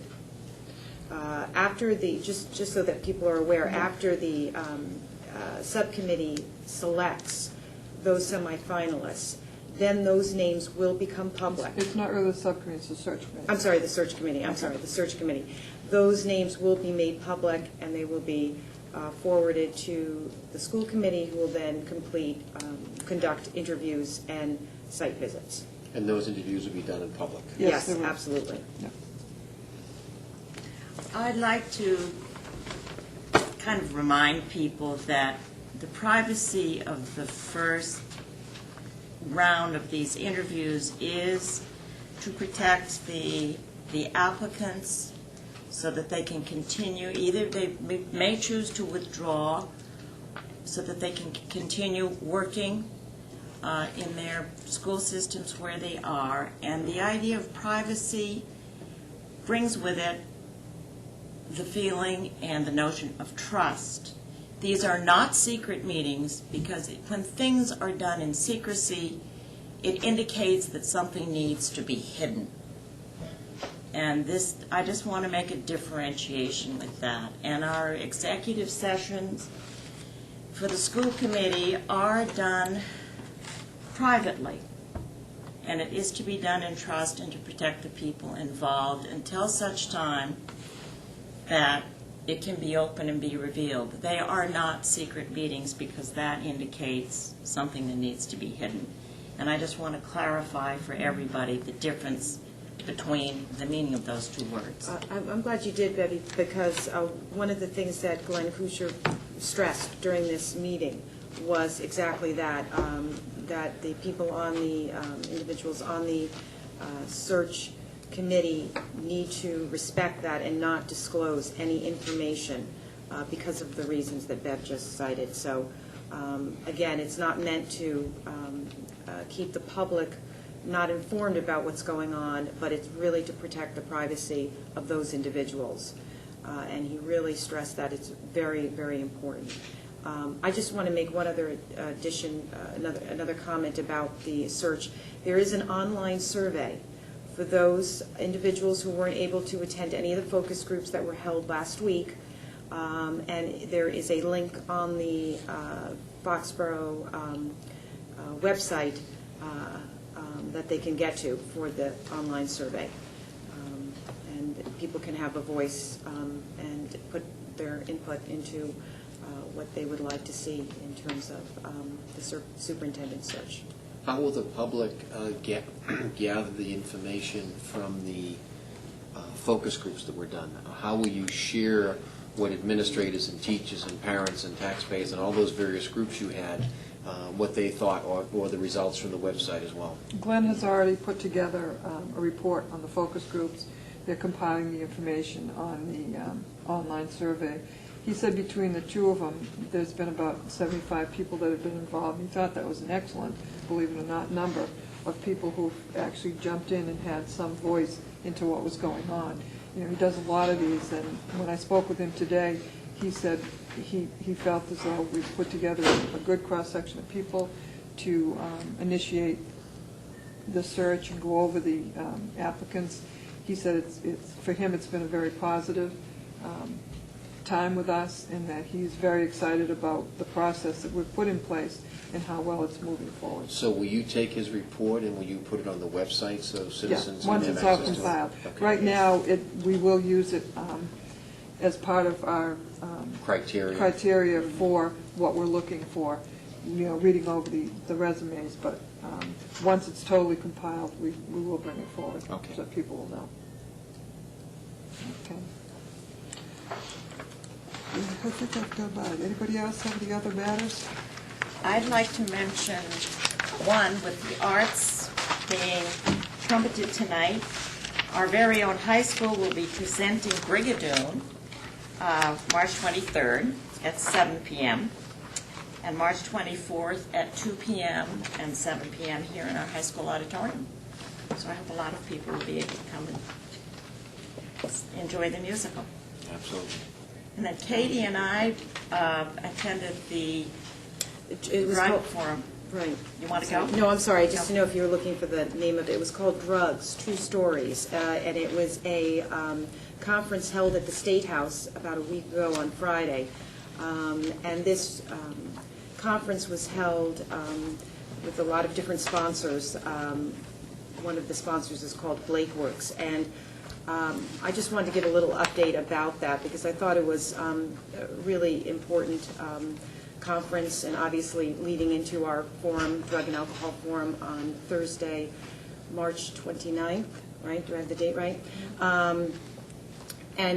There was a meeting at the State House, and we received a pamphlet entitled Words Can Work when talking about drugs, and we also viewed a video, a DVD, which we actually got copies of. And the video was called Drugs, True Stories, and it was a video depicting two teenage boys, one dealing with an alcohol and drug addiction, and another teenage boy who was able to avoid drug usage. And there were a lot of keynote speakers. They included the actual individuals who were depicted in this DVD. And also they had Senator Stephen Tolman was there, John Auerbach, who's Executive Director of Boston Public Health Commission. There were other parents there who were sharing their true stories of their son's drug and alcohol addictions. And there was a panel similar to what I envision we will be having at our own drug and alcohol forum with these individuals, as well as a special agent who is in charge of drug enforcement and a physician from McLean Hospital, which is a psychiatric hospital that deals with psychiatric disorders and drug and alcohol addictions. And the focus was on what they basically categorized as the silent epidemic, which, and they said that there's obviously a real need to educate. They talked about prescription drug abuse reaching very high proportions. They talked about how casual use of drugs and alcohol turns into addiction, and the effects that this has on brain development, the effect it has on families, on the individuals. And the focus was on needing to educate parents, legislators, police, teachers and administrators. And also talked about trying to educate administrators and teachers. Part of that was talking about training them for what are the signs of drug addiction and alcohol addiction, and also signs of depression, which oftentimes go hand in hand when people turn to drugs and alcohol. So we really enjoyed, I really enjoyed it. I shouldn't speak for Bev, but what I would like to see, I have a copy of the DVD. I have this pamphlet as well, and I would like to have Dr. Norton view the DVD, and also possibly Police Chief O'Leary, and consider whether they think that this material might be useful, either at our something we could look at for our next forum, that after the one on Thursday next week, or also maybe educational tools to be used in the classroom. By Mr. Murphy. By Mr. Murphy. Whatever the individuals are that need to look at that. But I would, and again, I don't know whether it's something that we want to use, but I thought it was very compelling. Well, on that note, can I just a question? When you sign up for football or basketball or baseball or music or theater or any of the extracurricular activities, do we provide a 1 or 2 hour session on alcohol and drug abuse for those students? No, we do not. Would we, I would think it could be valuable in an entire football season or baseball season or music season to ask those leaders that, if we look at our football coach, he is so well respected by those kids. For him to spend an hour or two talking, throughout the season about the importance of this, or Mr. Massey talking to the music folks, or Mr. Roy talking to the to the art folks. We have lots of extracurricular activity, and would it be too much to ask those coaches and those mentors to build something like this into their program? Something we can take to Yeah, coaches. I think that's a nice idea, because I think that it's there. It's whether you're no matter what your interest is, in terms of a teenager being involved in sports or art or music, it's something that kids, at one time or another, will be exposed to. Right. Whether they choose to engage in it or not. And I think as a community, that would be another great vehicle to provide education about that. And it's from people that they really respect. If you're in the drama, if you're in the Brigadoon, and the director is talking to you about the importance of this, you're going to really listen. And the Sun Chronicle had a recent article. This epidemic that we've talked about in Foxborough and all the communities, they talked about studies that show 1 out of every 4 college students today have a drug or alcohol problem. They are binge drinking on a regular basis or having drugs on a regular basis. And they talked about 1 out of 4, which is a huge number, and it goes all the way back in many cases into the middle school. And that's why we're trying to get middle school parents and elementary school parents involved in our forum to start really talking about how do we have an impact on the Foxborough students in the elementary, the middle school, and particularly the high school. And that's why I think having coaches and other mentors build it into their programs would have a better effect, or maybe a more lasting effect, than just having it in the health program or an assembly. But if the football coach, the basketball coach, these folks repeatedly throughout the season talk about the importance of drug and alcohol and the damage it can do on them, we may have a big impact. In the DVD, which I've already loaned to Kate, and also I left a whole packet of the information for Chief O'Leary to peruse at his leisure. So he already has this available too. And we have a couple of copies, a couple of sets which we would like to share and pass around. The boy that was able to resist, the young man that was able to resist, has become a great musician. And the reason was the constant surveillance, even though it drove him crazy, of his mother. His mother stayed involved. And if people, our young people, see role models that they admire staying involved, it's very important what Larry is saying. The other young man who battled the problem started with alcohol, taking alcohol from the parents' cabinets. They were not drinkers themselves, but they headed for social reasons in the house. The weather's getting bad out there. Oh, is it? Okay. Yeah, over 3 to 4 inches out there. No. already. No way. That's Really? what I just want to inform you. Oh, my goodness. They're out there shoveling and plowing. Oh, okay. I Thank you. thought this was supposed to be just like Dustin, I got the call too. Dustin. Dustin. Okay, just one, and it was brought up at Thank our you. forum that the earlier a young person becomes involved, even in the experimentation with these, the more likely in adulthood that there will be some kind of dependency. So we need to start this early. Well, I think one of the things, as the wellness program is scheduled on curriculum to be reviewed, I think these are things that we'll be able to have a conversation. If I could just be brief, I would like to give the official, what you had asked for each time, and that was the update on the forum, because there are just some other things you need to know.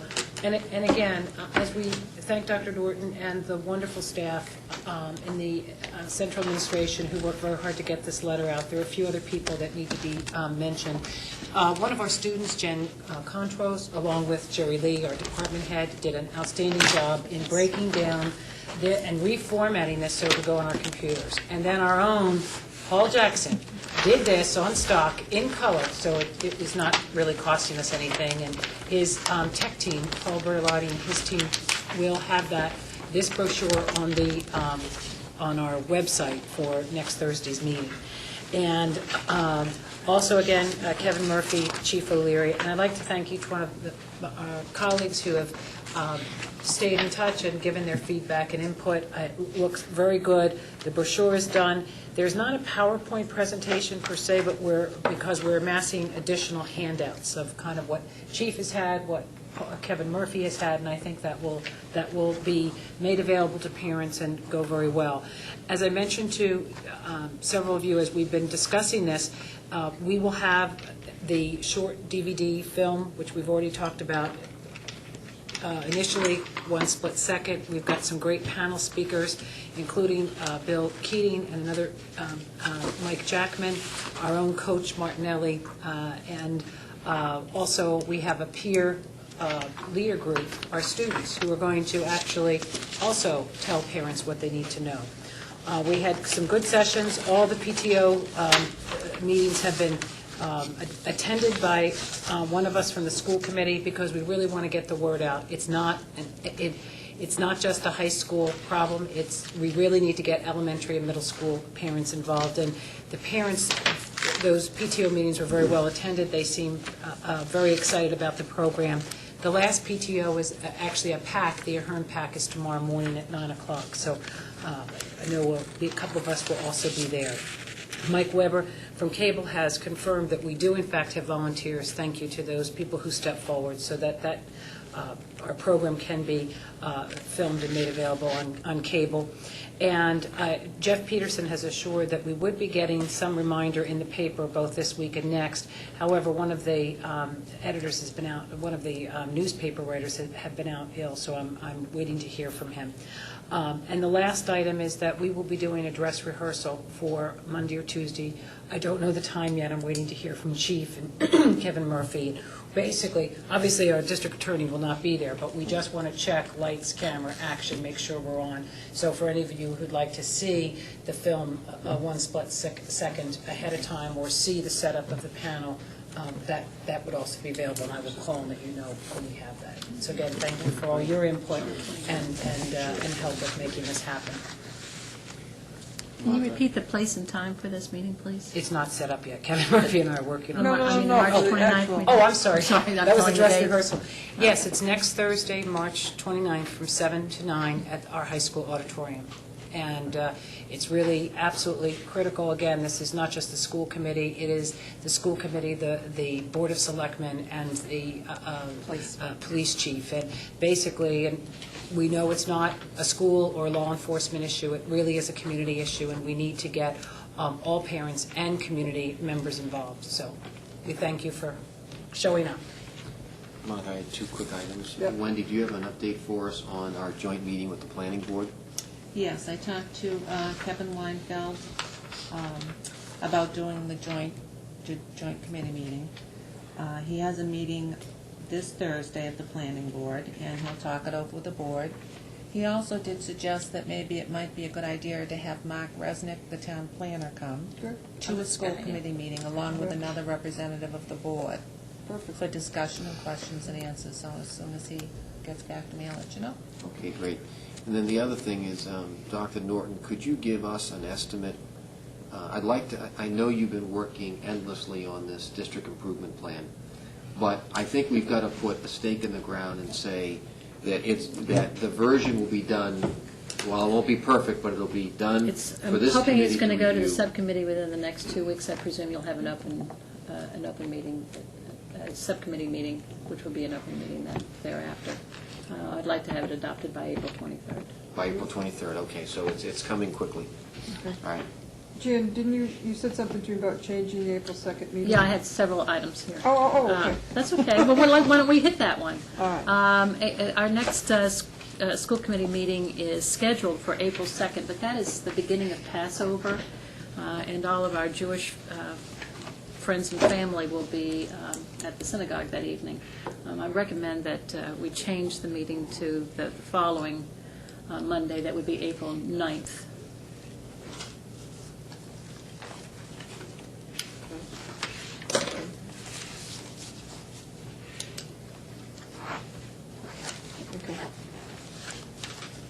I don't know whether you want to take a vote on that, Martha.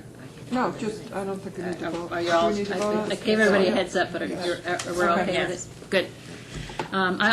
Two other small items, well, actually three other small items. I did want to tell everyone that when the ice storm hit Friday night, which was really dandy because we didn't have school on Friday, so we didn't lose a school day. It did occur on Friday afternoon.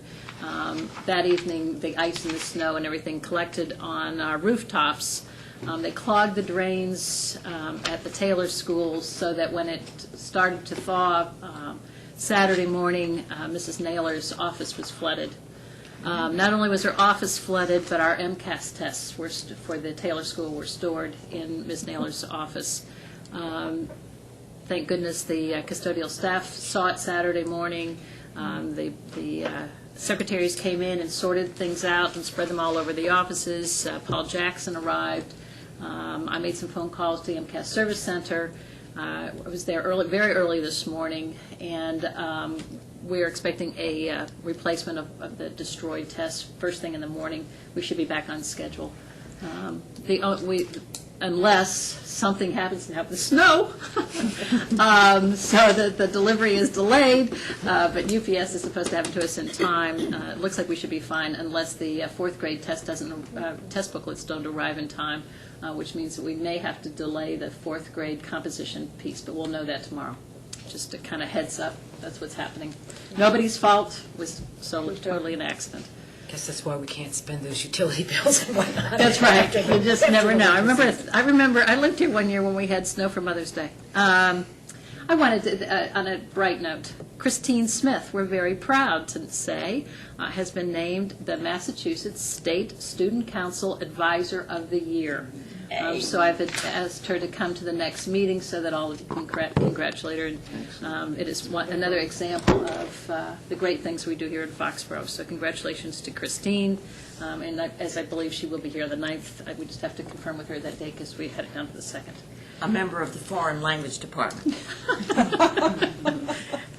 And there is a music concert tomorrow evening. I understand that there is a very musically untalented person who will be conducting tomorrow evening. I hope you will attend tomorrow night's concert. That's the Bandorama, which is That would be for the all grades Bandorama. That's within the right. music program. It's wonderful. Yes, it It's is. wonderful. Isn't it usually in the gym? It's in So the, it's in high yes, school. It takes up that much room. Oh, it takes does, up. yes. Okay. Anything else? Motion to adjourn, go clean off the cars. So moved. Seconded? I move, Katie second, all those in favor? Aye. Thank you to those out back, and good night.